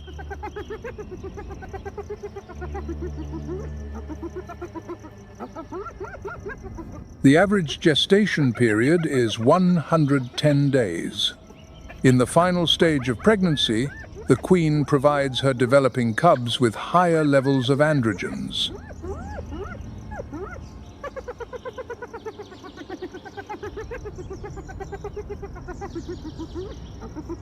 The queen also tends to conceive and give birth earlier. This gives her offspring a head start as they grow.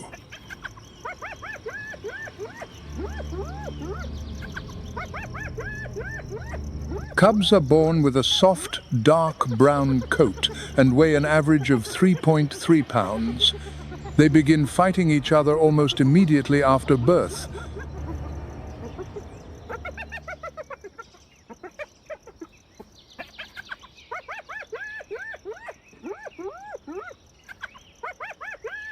This is particularly pronounced in same-sex litters and can lead to the elimination of the weaker cub.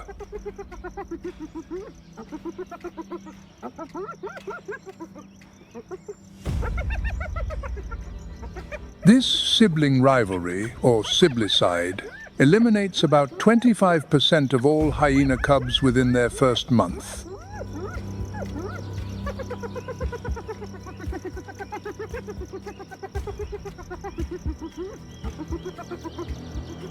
Spotted hyena milk has the highest protein and fat content of any terrestrial carnivore.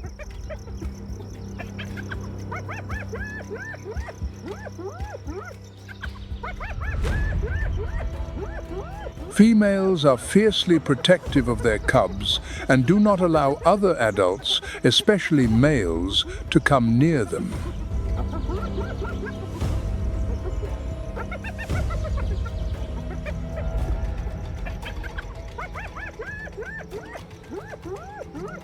When the breeding season arrives, the females gather at a communal den, where all the females of the clan can care for their young together.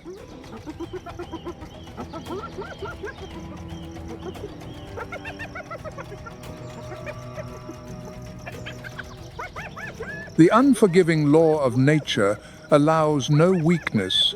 Only the adaptable and the ruthless can endure.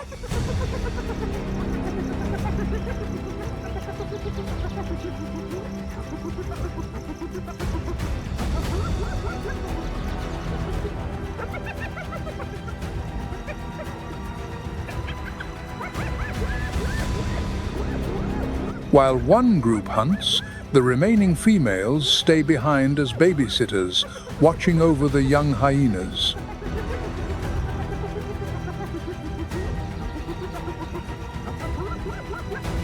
But when the mothers are away, the cubs are at their most vulnerable. Male lions regularly patrol their territories. They miss no opportunity to eliminate their rivals. The killing of hyena cubs by lions is a selective, strategic act, not one driven by hunger. They do not stop until they have confirmed the target is completely neutralized.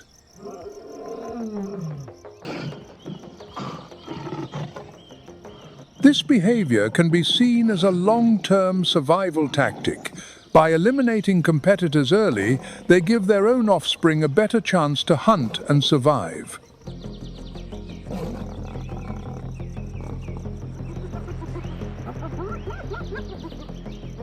By the time the hunting party returns, it is too late. Despite being the dominant force in her clan, the queen is not immune to the harsh laws of nature.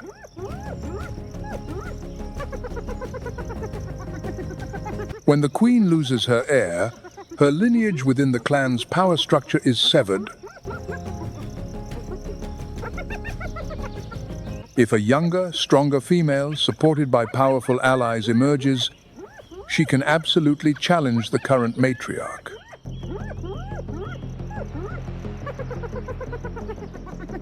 The crown is passed to the queen's sister, younger, stronger, and, crucially, still with an heir and many close allies.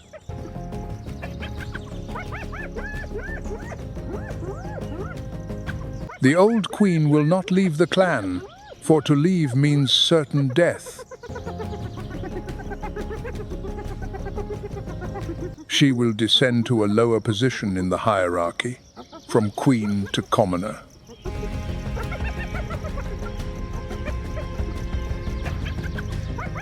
Once a female loses her dominant position, reclaiming the throne is nearly impossible.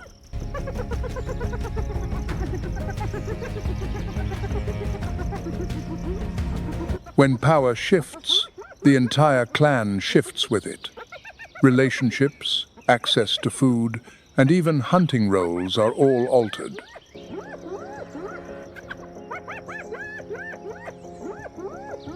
In the wild world, No one remains at the top forever. Today's hunter can be tomorrow's hunted.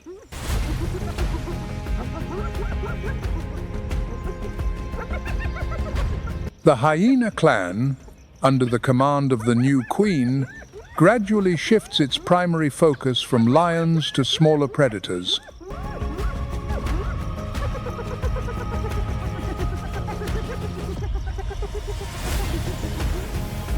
African wild dogs are now in their sights.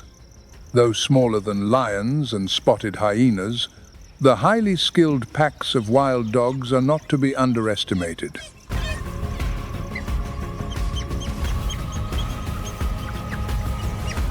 Their hunting success rate is as high as 90%.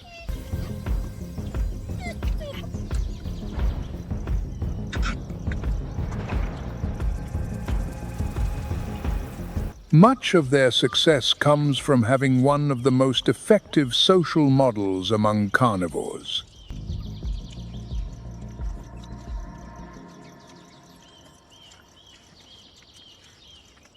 A perfect blend of discipline, loyalty, and solidarity among its members.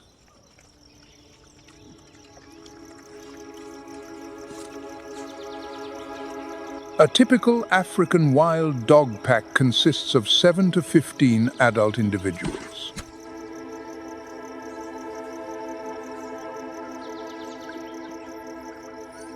Unlike the power struggles common in other carnivore species, this pack is led by a single breeding pair.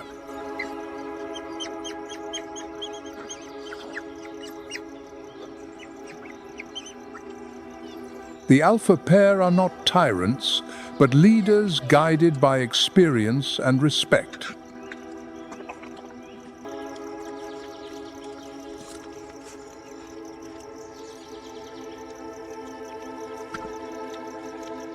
Once the prey is exhausted, the entire pack swarms in. The food is shared almost immediately. Pups, the sick, and the old are all given priority.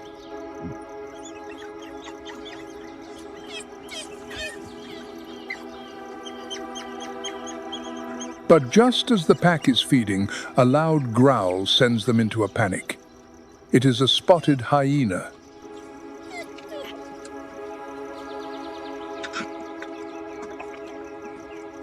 Two charge in first, swift as the wind.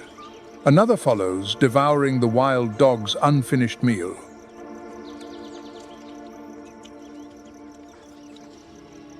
Nearly 20 dogs are outnumbered. These opportunists are 1.5 to 2 times the size of an African wild dog.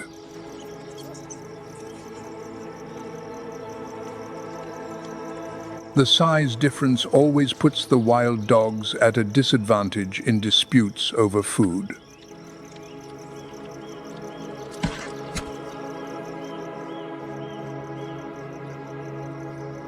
However, spotted hyenas are not always successful. Thanks to their coordination and tactics, African wild dogs can sometimes fight them off completely. The hyena's rounded, muscular back is not just a powerful engine for running, it is also a natural shield, making bites from behind harder to latch onto.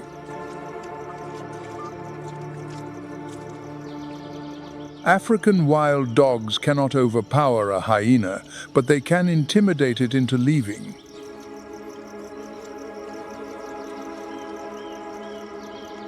The very strategy that helps hyenas overcome lionesses now forces them to retreat from smaller predators.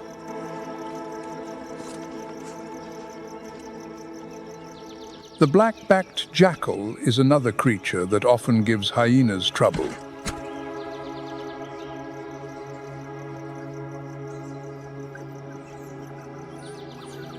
With a black saddle on its back and bright tan flanks, this animal is the embodiment of a quiet survival strategy.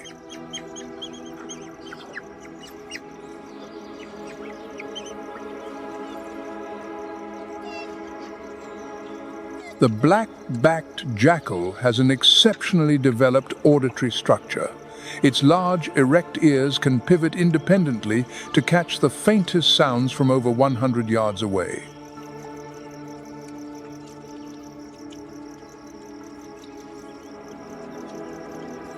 Weighing only about 22 pounds with a top speed of 37 miles per hour, the black-backed jackal can take down small prey.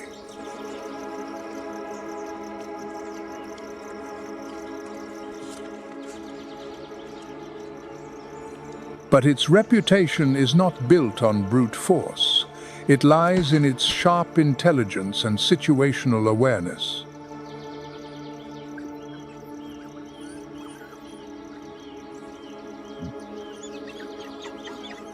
The presence of jackals near the hunting grounds of hyenas or lions is no coincidence.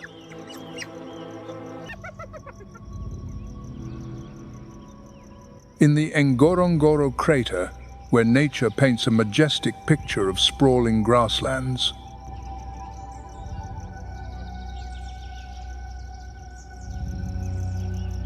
every footstep and roar rings out like a sentence of doom.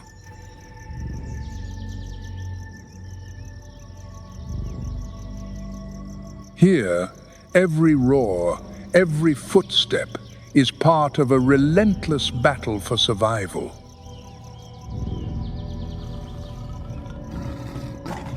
In this vibrant ecosystem, lions and spotted hyenas are the two dominant forces.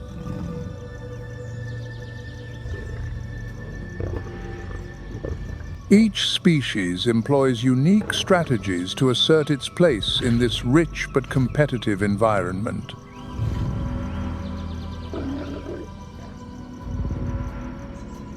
The Ngorongoro crater is not a dense rainforest or an arid desert.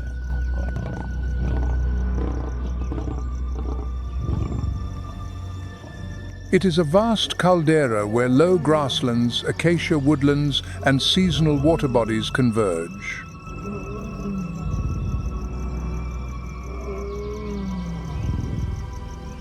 However, this abundance of resources is also the epicenter of intense conflict.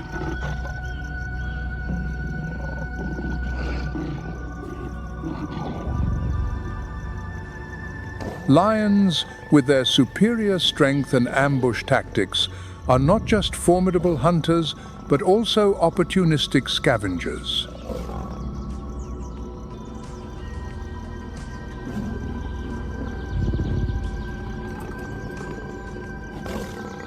Unlike in southern Africa, lions in the Ngorongoro crater usurp up to 71% of the prey hunted by hyenas.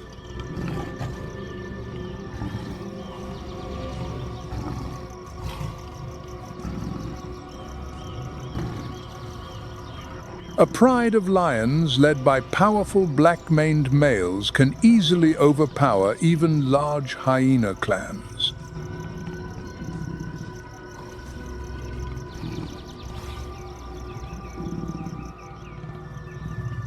Instead of hunting constantly, lions leverage their size and brute force to dominate the ecosystem.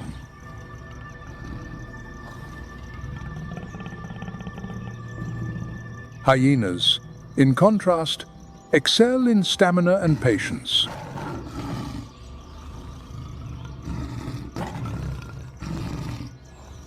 They hunt by exhausting their prey, often targeting migratory species like wildebeest or zebra.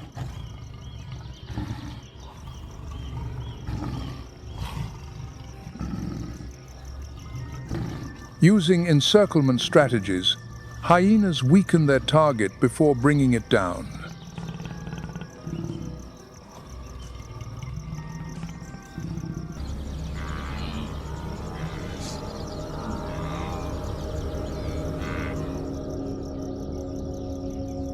In this chaotic landscape, lions face a significant challenge.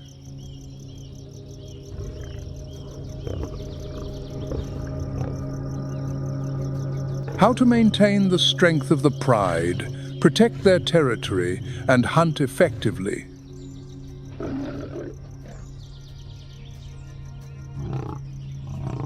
This is not just a story of survival, but a testament to the incredible social organization of lions.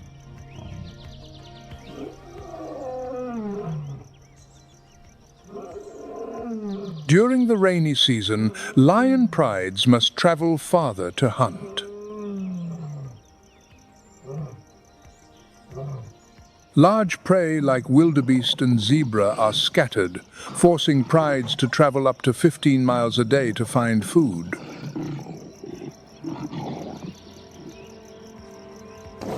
The tall grass and soft, slippery terrain reduce the effectiveness of their ambushes.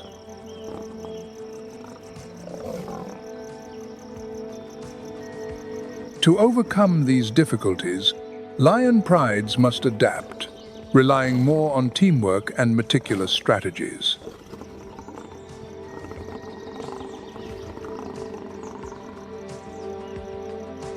A lion pride typically consists of 3 to 20 individuals.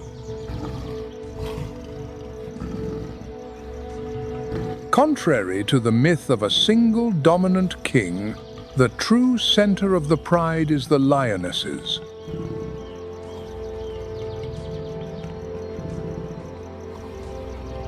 These females maintain the rhythm of the pride, taking on the roles of hunters and caregivers for the young.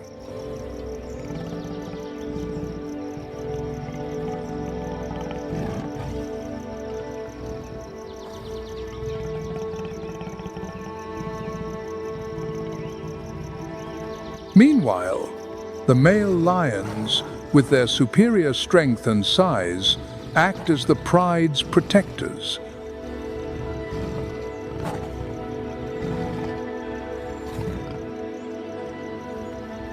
Although roles within the pride are clearly defined, coordination between males and females is essential for survival.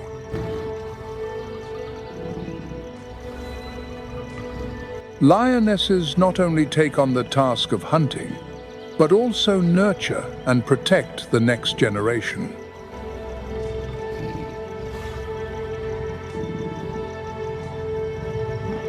Male lions serve as guardians, ensuring the pride's territory remains safe from invaders.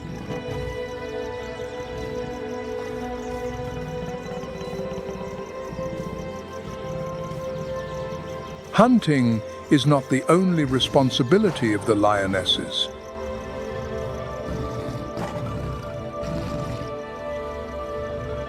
They must also protect and nurture their cubs, the future of the pride.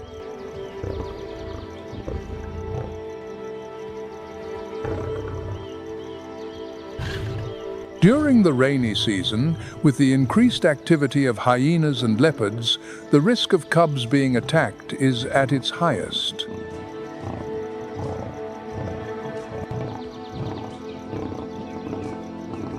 Dens are often chosen in higher locations, away from areas prone to flooding.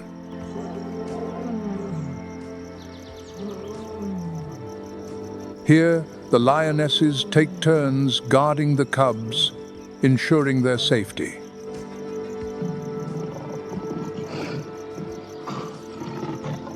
This protective behavior is not merely a duty, but a testament to the strong bonds within the pride.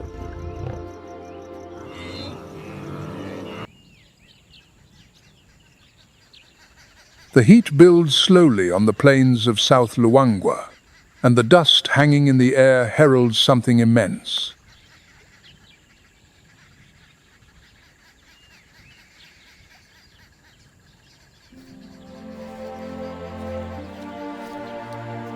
In the distance, the ground begins to tremble, and a line of colossal shapes emerges from the mopane trees.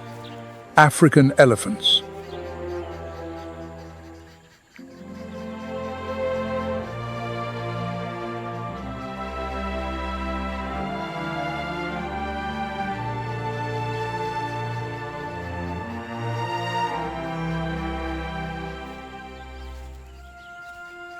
They cross the valley with a calm authority, yet every footstep carries the weight of experience.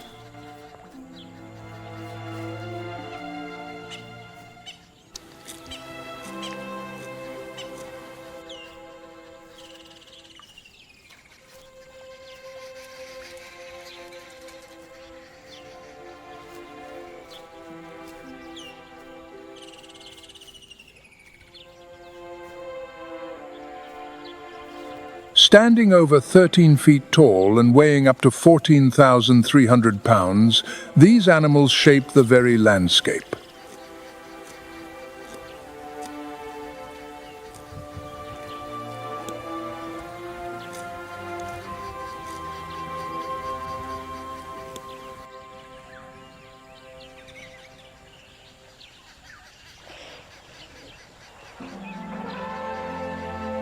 A single family can clear a tract of woodland, felling trees with their tusks.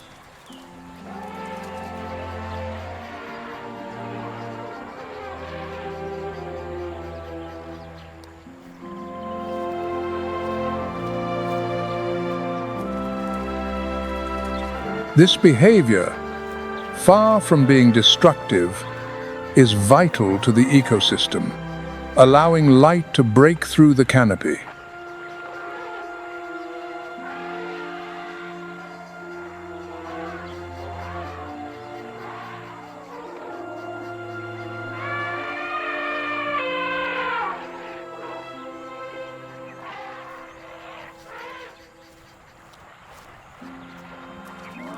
In the arid world of Luanga, survival demands more than just strength, and the elephants know it.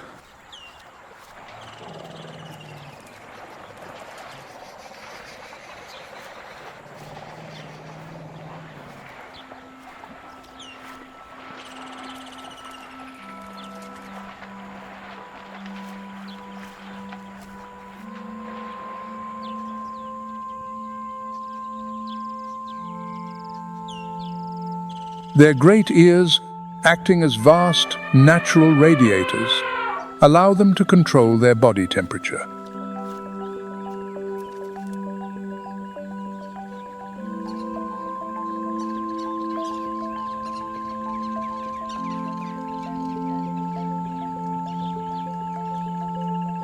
But it is in the trunk that they carry their most precious resource.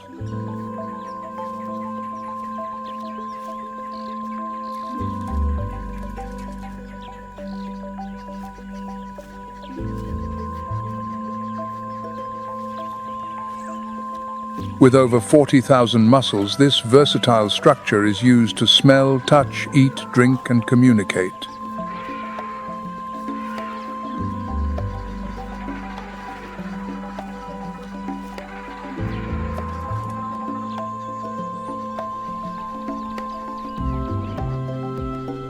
The matriarchs are old females, with decades of memory stored away.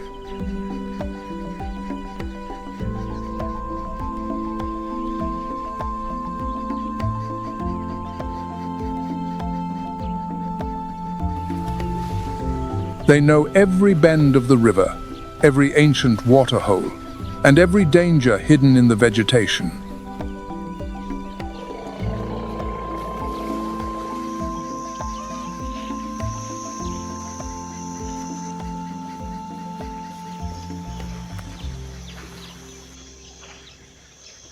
Over time, they have left their mark on the region, pathways carved through the dense bush.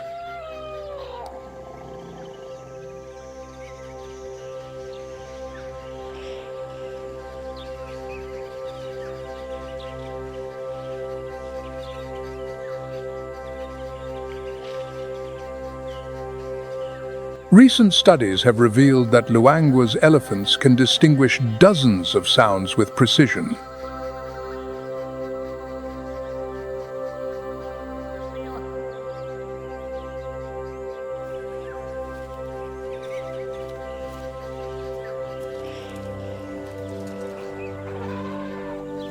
They also use low-frequency rumbles, inaudible to us, to communicate across vast distances.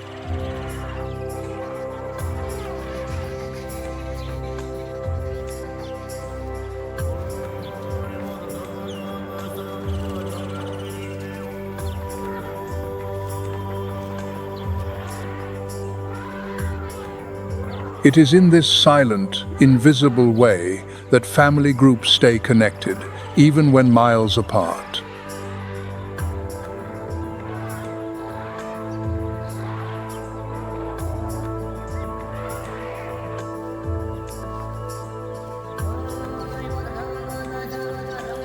Paradise is evaporating.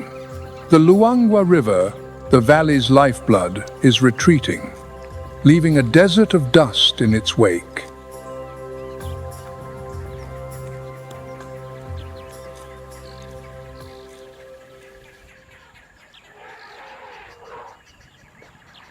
For this elephant herd, it is a race against time.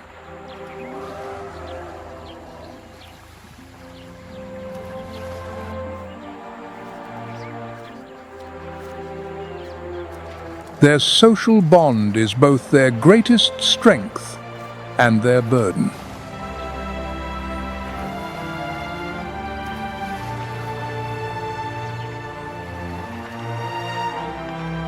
They leave no one behind, but this delay could cost them their lives.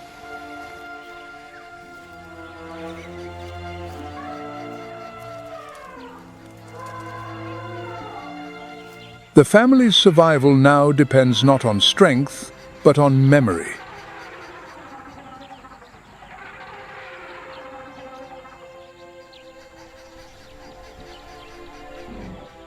Locked in the mind of this 60-year-old matriarch is an ancient map, a map to hidden wells dug by her ancestors.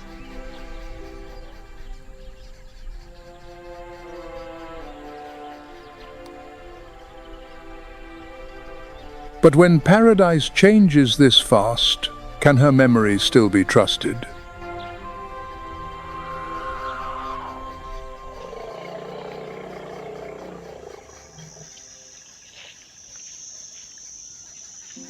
Will she lead them to water or to a grave of sand?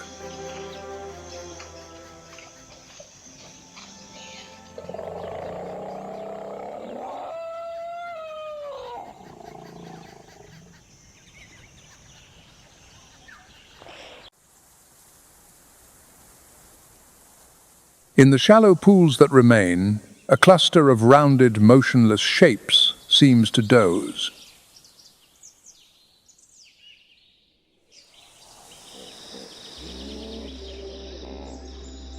But their stillness is deceptive.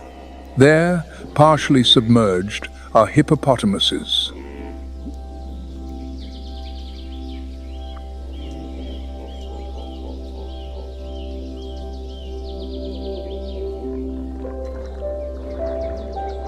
By day, they are almost entirely immobile, with only nostrils, eyes, and ears breaking the muddy surface.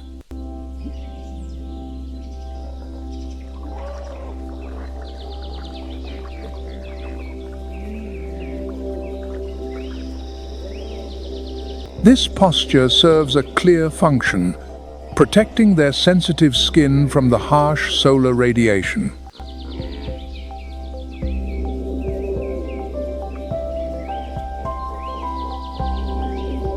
To aid this, the bodies of these giants produce a viscous reddish secretion.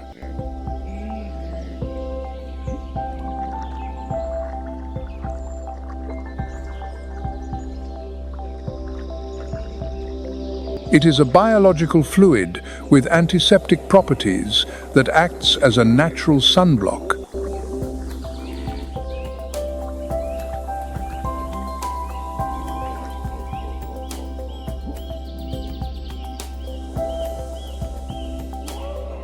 Standing nearly 6 feet at the shoulder and up to 13 feet long, a bull can weigh up to 4,000 pounds.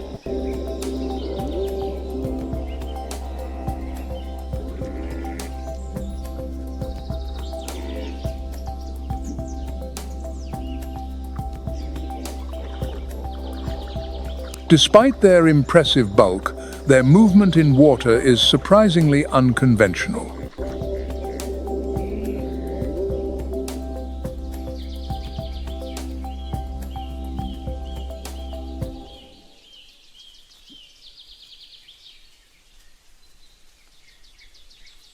Their underwater agility is remarkable, but it is out of the water that the hippo reveals its true power.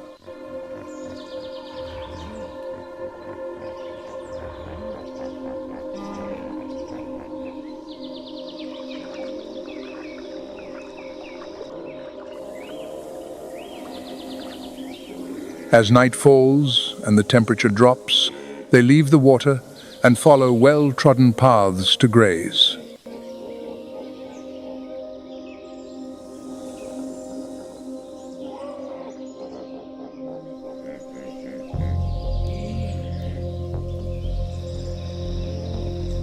With lips nearly 28 inches wide, they crop the low grasses, shearing vegetation close to the ground.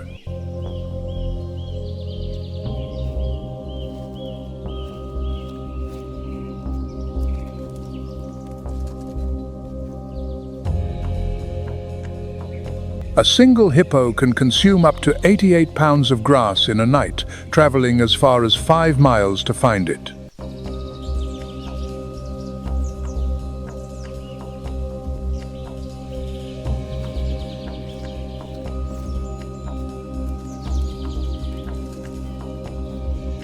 Though herbivores, hippos possess a formidable jaw with canine tusks that can grow to 20 inches long.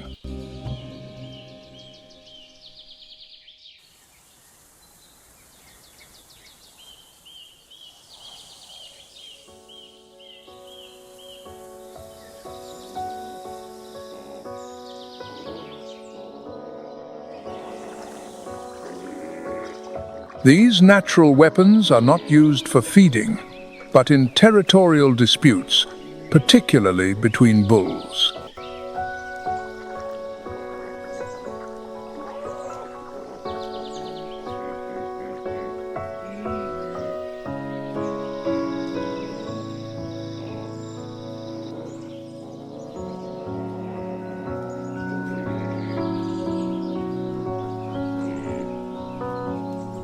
Confrontations are violent and sometimes lethal. Each pod is controlled by a dominant male.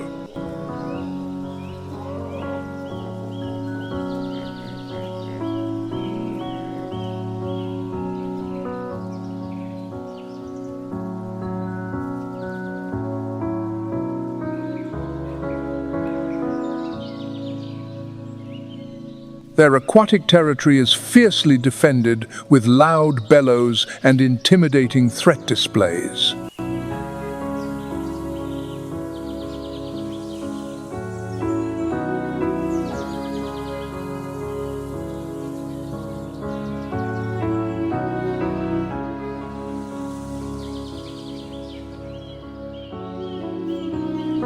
The roar of a bull hippo can be heard over half a mile away, echoing as a warning to all.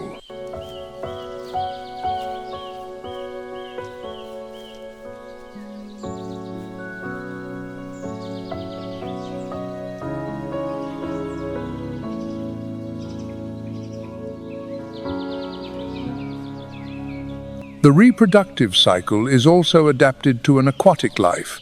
Mating and birth often take place in the water.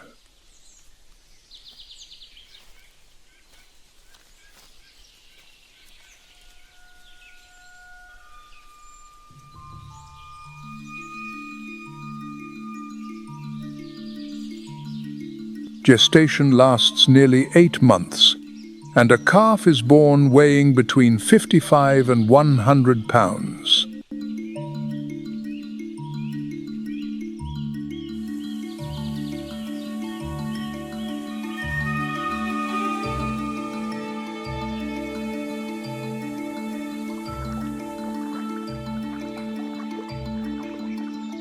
During their first year, they are ferociously protected by their mother, who will not hesitate to confront any threat.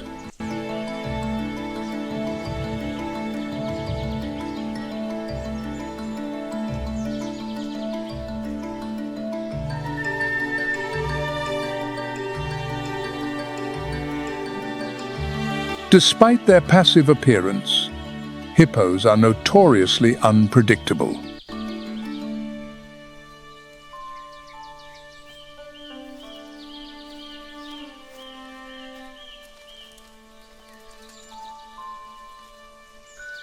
They are responsible for more human fatalities in Africa than any other large mammal.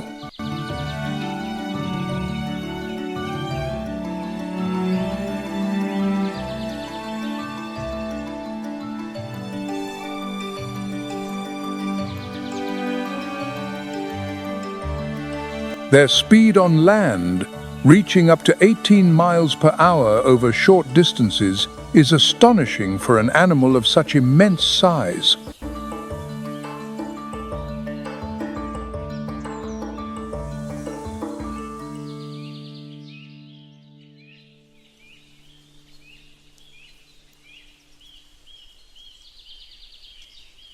Beyond their individual power, hippos fulfill a crucial ecological role.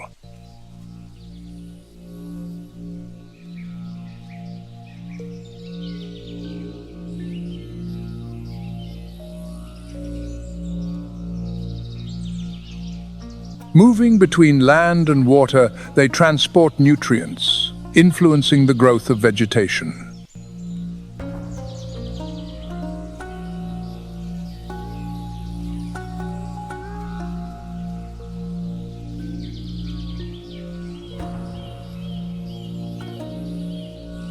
In Luanga, the hippo population remains relatively stable, thanks to the presence of these natural lagoons.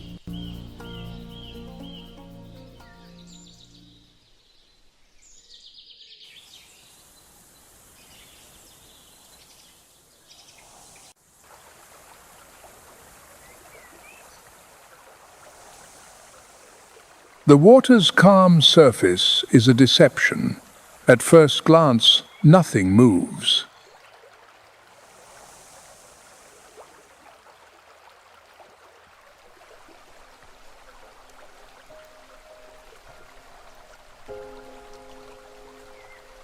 But among the distorted reflections of sky and vegetation, something is watching.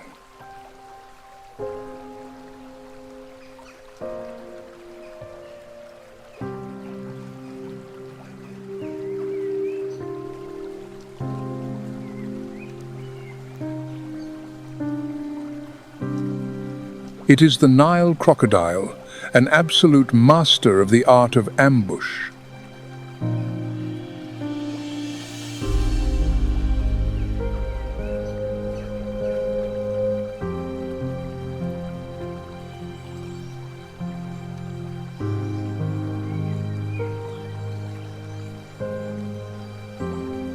Growing up to 20 feet long and weighing over 1,500 pounds, this is Africa's apex reptile.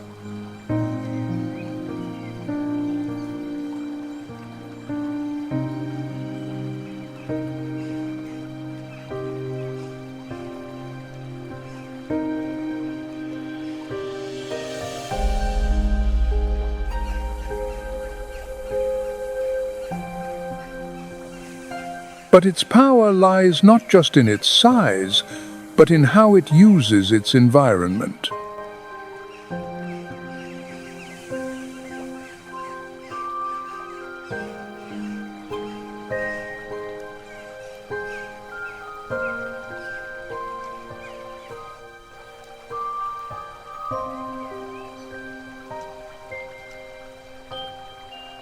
A flattened body with high-set eyes and nostrils on the top of its snout allows it to remain almost completely submerged.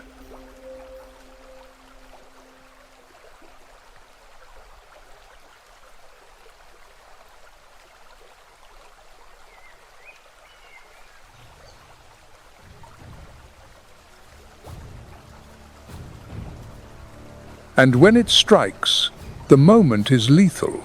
A sudden explosion of power, a devastating bite.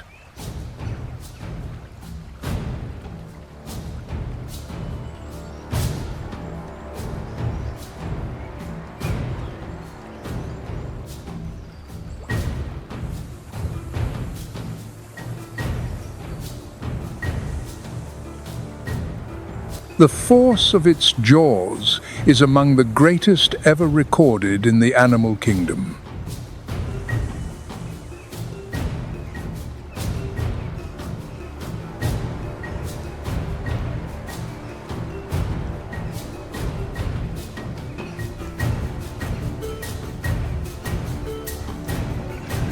Its strategy relies not on speed, but on precision. It has no need to give chase.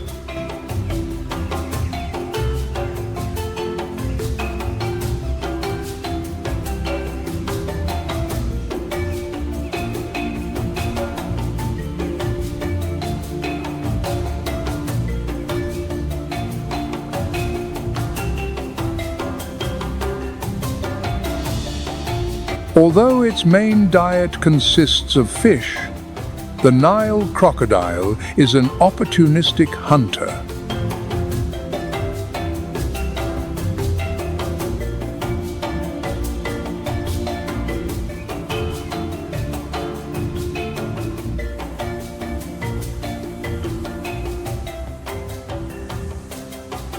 It will take water birds, small and medium-sized mammals, and other reptiles.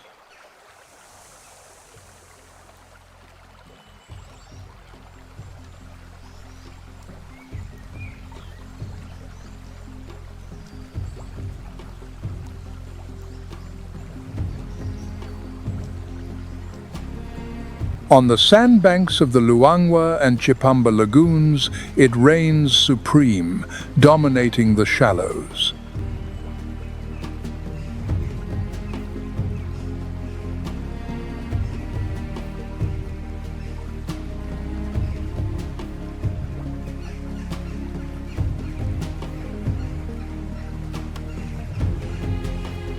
Yet, for such a fearsome hunter, there is a surprising tenderness in the crocodile's life: parental care.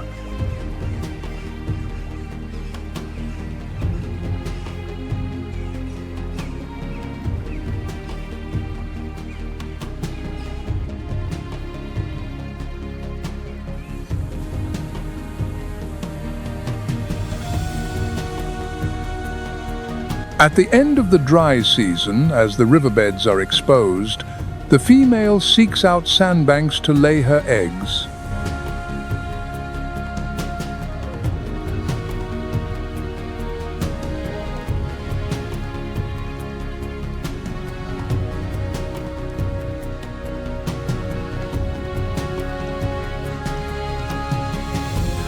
The temperature of the nest determines the sex of the hatchlings, a phenomenon known as temperature-dependent sex determination.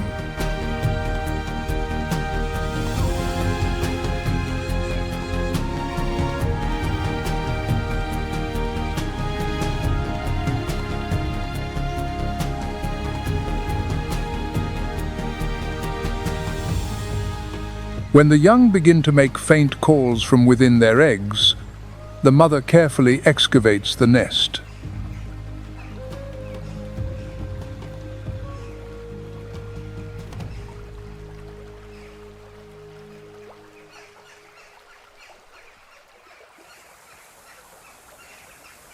In many cases, the male will also participate, guarding the young during their first vulnerable days.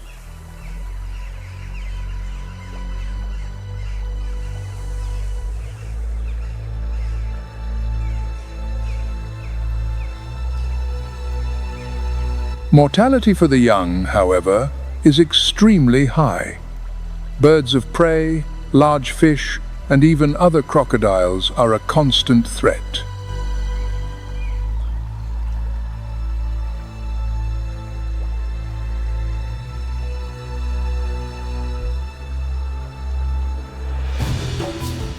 With a lifespan that can exceed 60 years in the wild, the Nile crocodile is the embodiment of endurance.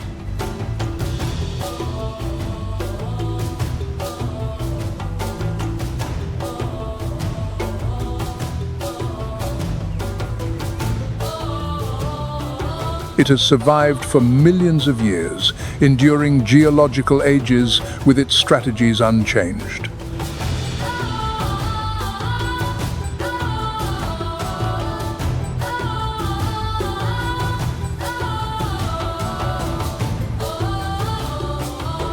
In South Luanga, the stability of its population is made possible by the resilience of these ecosystems.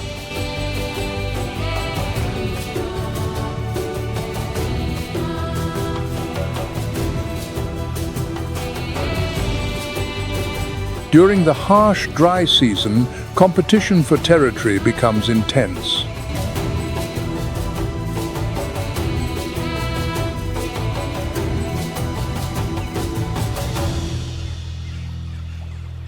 As dusk settles, the heat begins to fade. and animals draw near the banks to quench their thirst.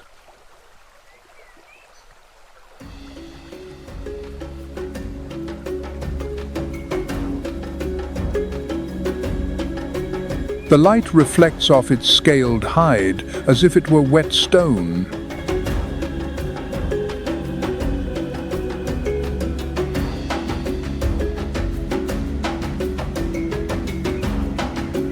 As the afternoon heat subsides and the sky turns to gold over the Luanga Savannah,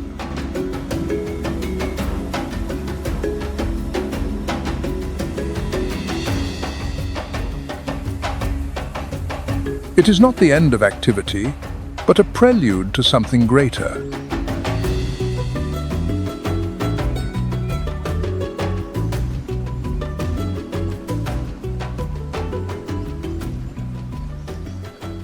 Sounds diminish, movements cease, and attention spreads like a warm breeze.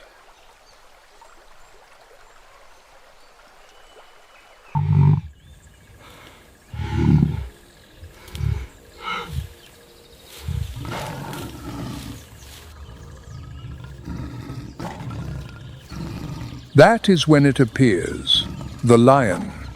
Without fanfare, its mere presence alters the behavior of all around it.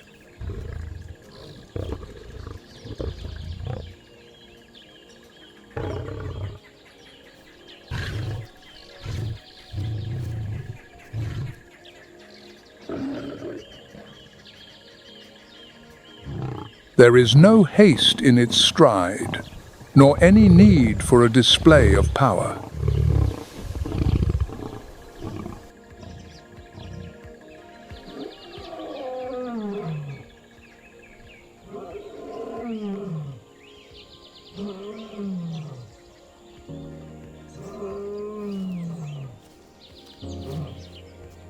The territory on which it treads is its own, and the savannah's silence bows to its authority.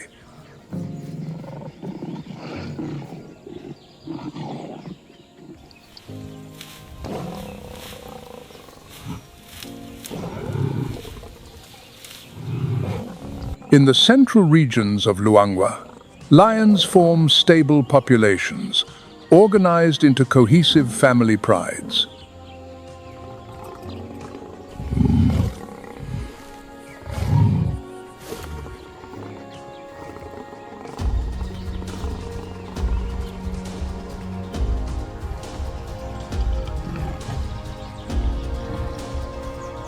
Each pride is led by one or more experienced lionesses, responsible for the hunt and the raising of cubs.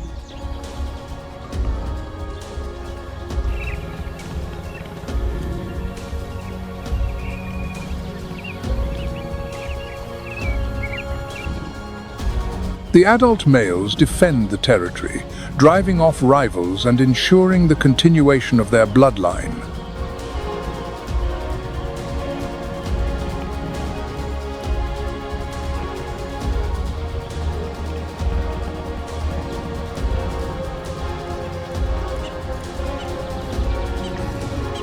The lionesses are consummate hunters. At night, they use the darkness as their ally.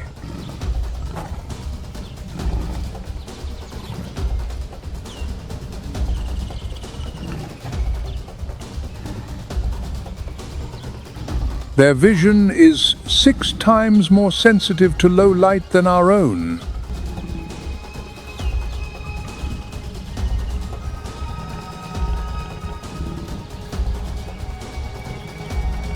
The attack is coordinated. While one positions itself ahead, the others flank from the sides.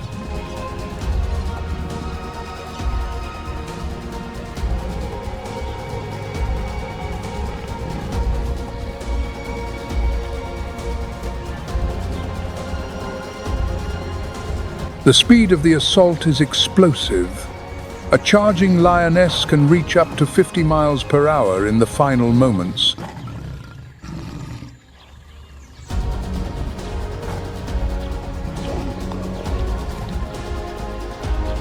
Claws slice the air with precision, and a single powerful bite to the throat is enough.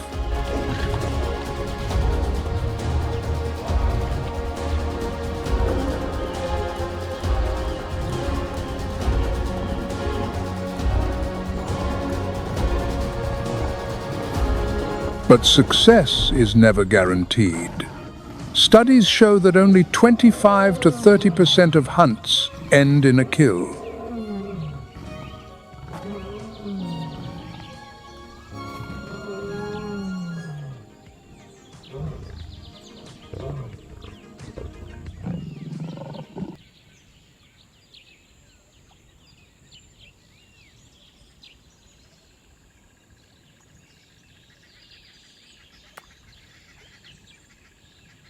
During the day, the pride rests, seeking shelter in the shade of low trees or among rock formations.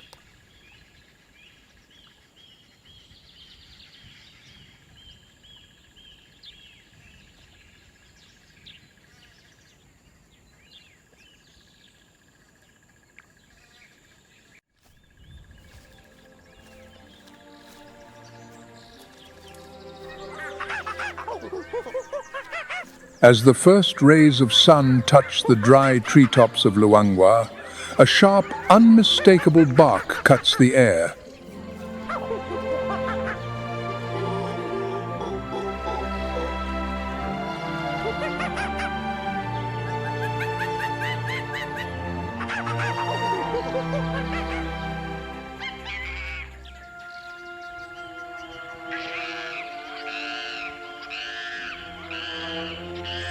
It is not a roar or a bellow.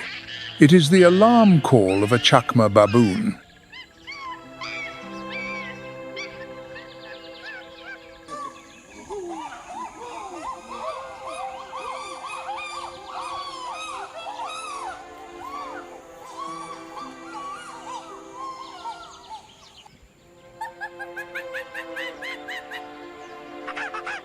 From the highest branches to the rocky outcrops, the troops are organized with remarkable efficiency.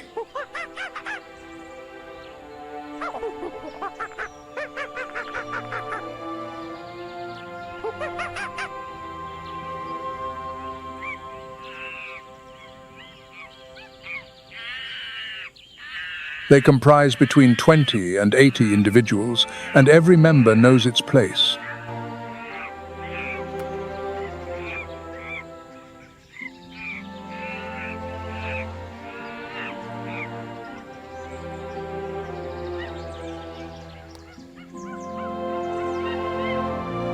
The adult males, standing over 4 feet tall and weighing up to 90 pounds, are formidable guardians.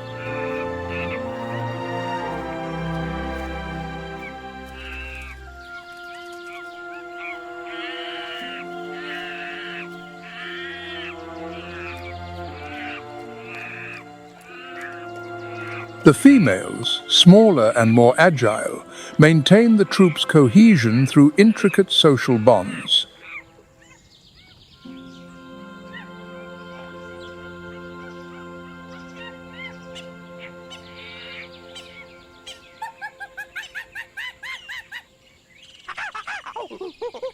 Grooming, caring for the young, and sharing food are more than just gestures of affection.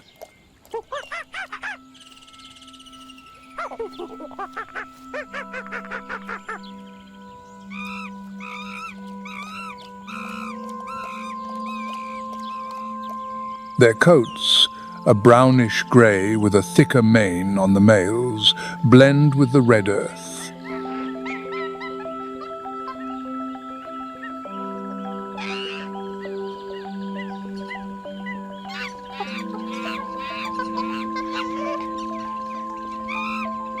When moving through the transition zones between woodland and open plain, the chacma baboons maintain formation.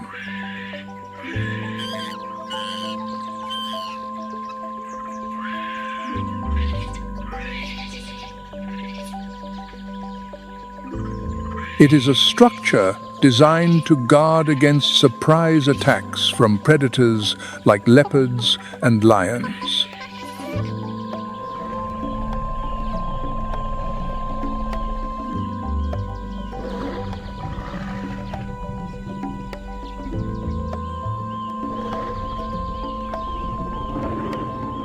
In the dry season, the troops migrate to higher ground, where visibility is better.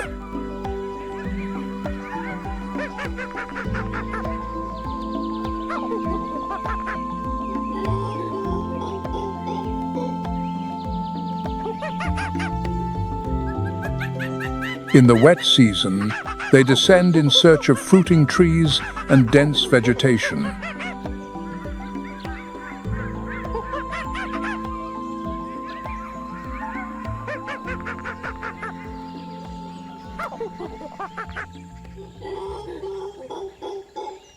The diet of these primates is a true testament to their adaptability.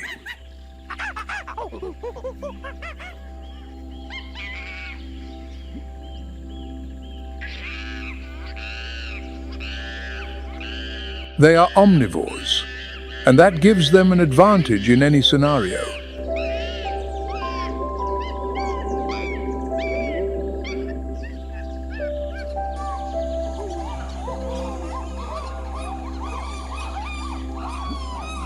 They eat roots, young leaves, seeds, fruits, insects, birds' eggs, and even small vertebrates.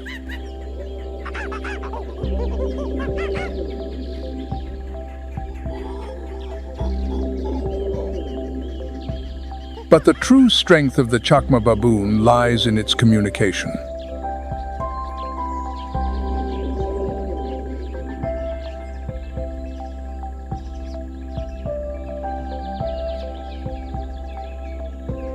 They use over 30 different sounds combined with precise facial expressions and body postures.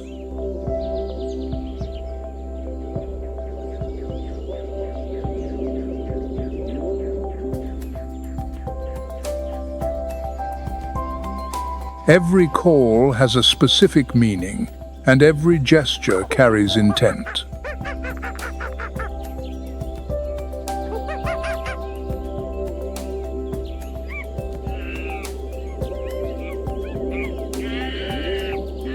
In times of danger, the males may band together in a collective response.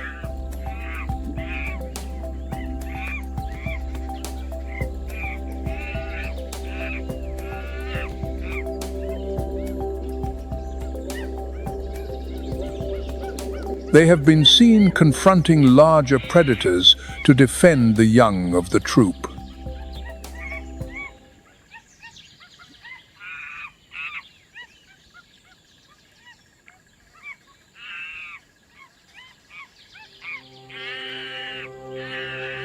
At dusk, the troop sounds subside.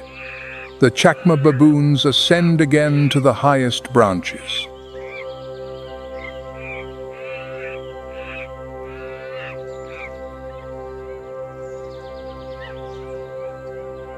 There, the young huddle, protected among the adults for the night.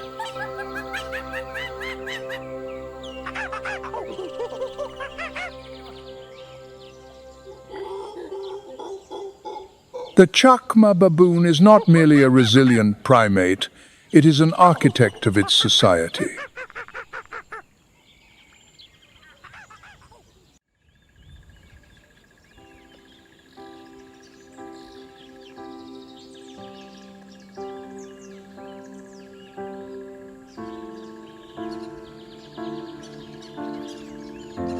Among the high, irregular slopes of the Machinga escarpment, where the ground is arid and vegetation sparse.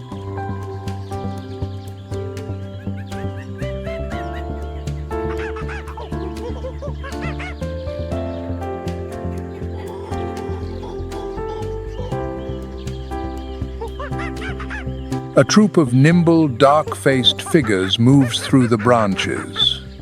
Vervet monkeys.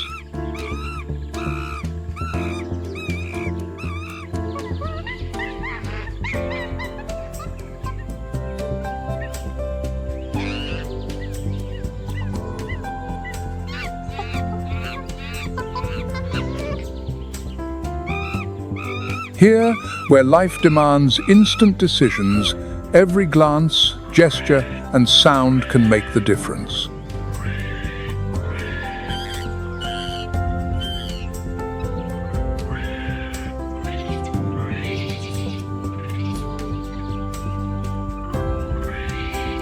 With their silver-gray coats and dark faces, vervet monkeys can pass almost unnoticed.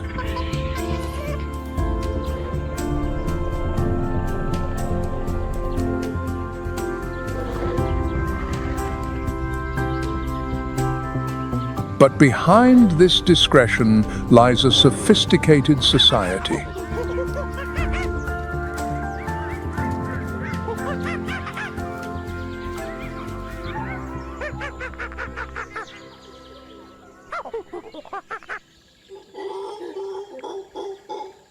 They live in troops of 20 to over 50 individuals, where order is kept through a clear hierarchy.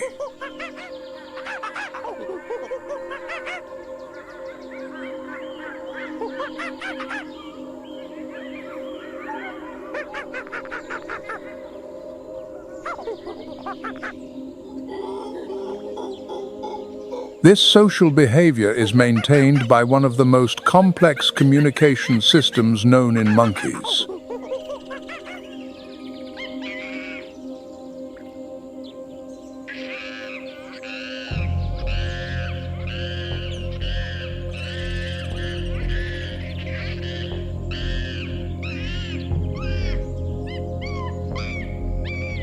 Over 60 distinct gestures and 36 calls make up their vocabulary, and each sound carries a message.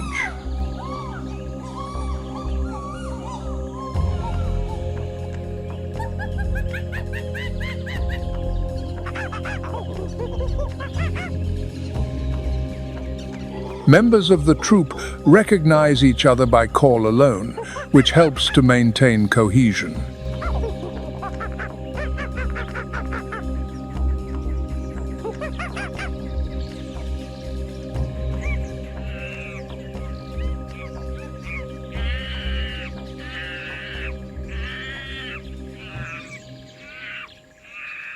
During the day, vervets explore the ground in search of food, moving between clearings.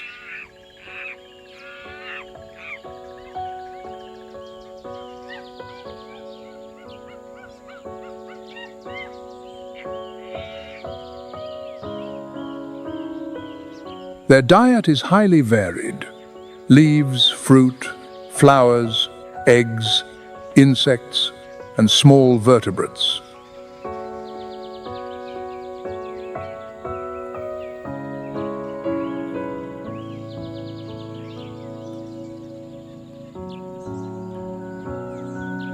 This diversity allows them to adapt to different seasons, surviving periods of scarcity.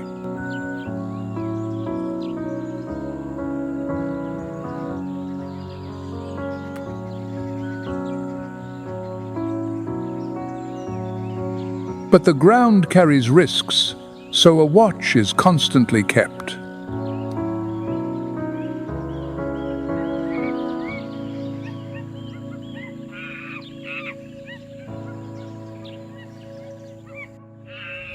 While part of the troop forages, others act as sentinels.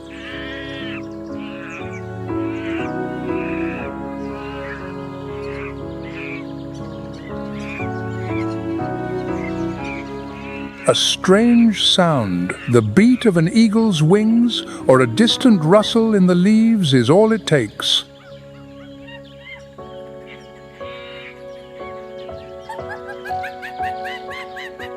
At sunset, the troop retreats to the treetops, usually in trees with high branches.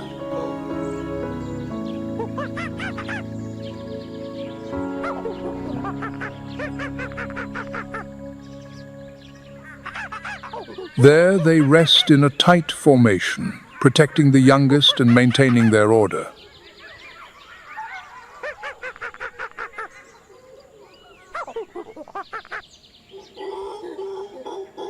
Even at rest, the troop does not lower its guard.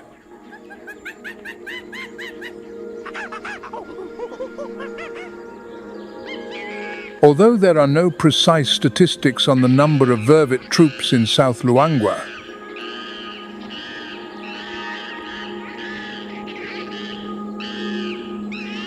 The relative lack of interference allows their natural behaviors to unfold consistently.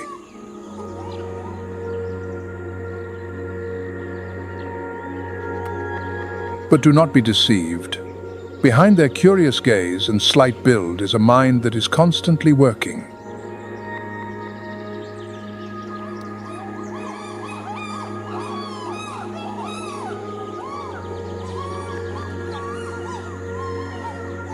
They know when to move, what to avoid, and how to survive in a land of giants.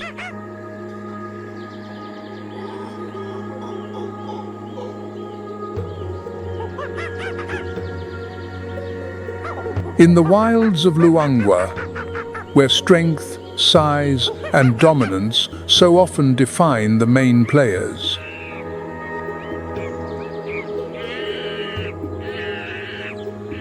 dust rises softly in the distance, and the muffled sound of hundreds of synchronized footsteps grows.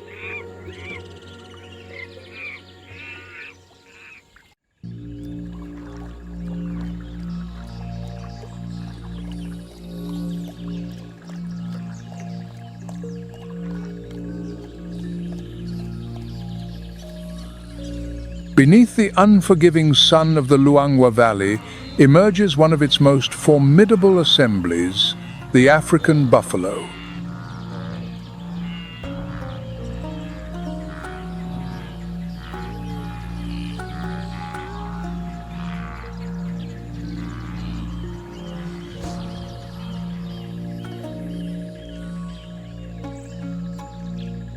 From a distance, they seem a single, moving mass. But as they draw closer, the complexity of their social structure is revealed.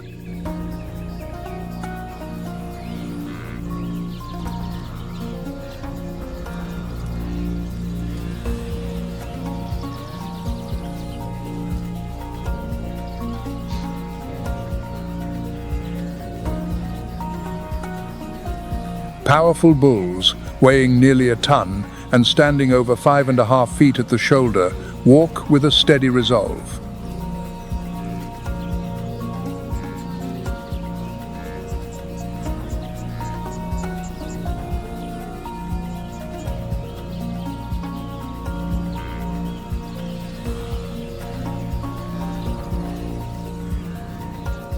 The females move in small family groups, guiding collective decisions with subtle gestures.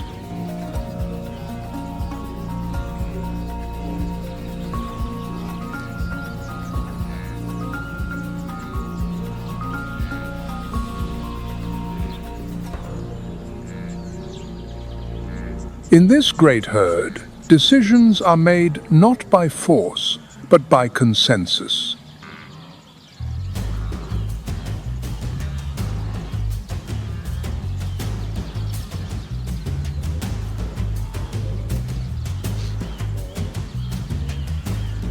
Females, upon rising from a rest, will turn their bodies in the direction they wish to travel.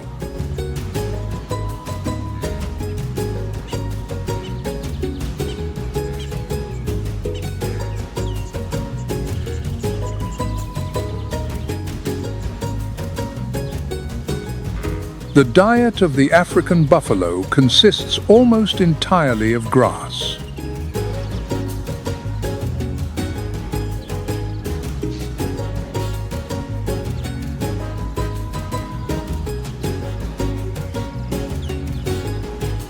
They are bulk grazers, which makes them dependent on the ever-shrinking patches of green.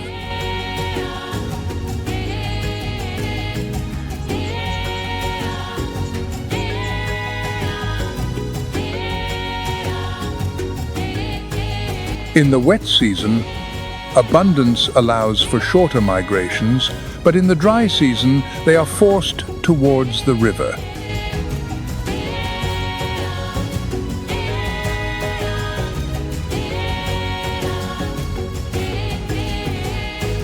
Where vegetation still endures. To reach it, they must often cross deep water.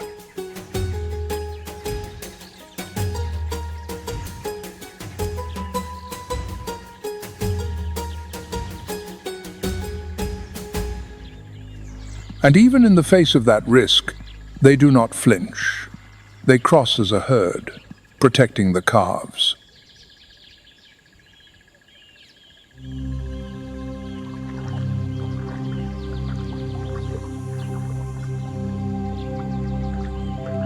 And should a predator dare to attack a calf, the response can be ferocious.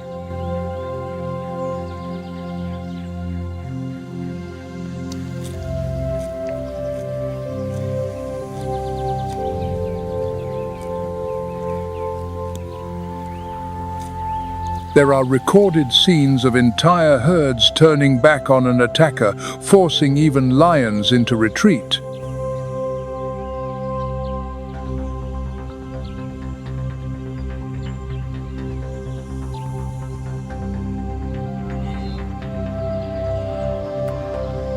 But this species does not live by strength alone. Their internal organization is remarkable.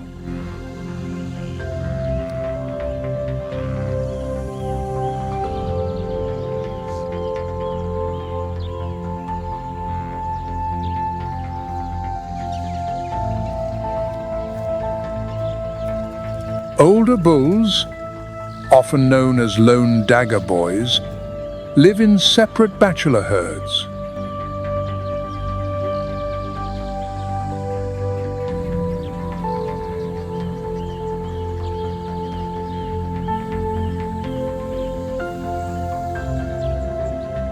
Reproduction typically occurs at the height of the rainy season, when food is plentiful.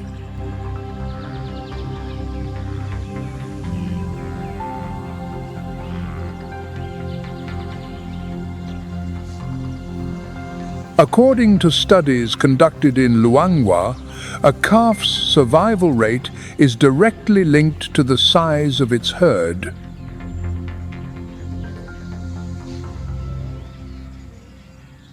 In larger herds, the risk of a successful predator attack is significantly reduced.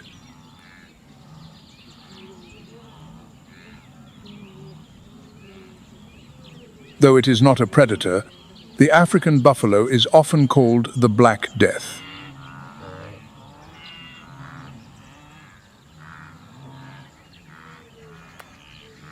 The name comes from its unpredictable behavior. When it feels threatened, it does not flee.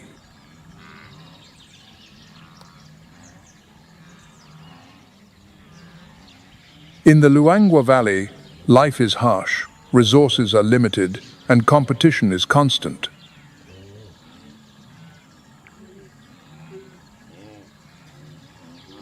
But the African buffalo demonstrates that true strength can come from solidarity.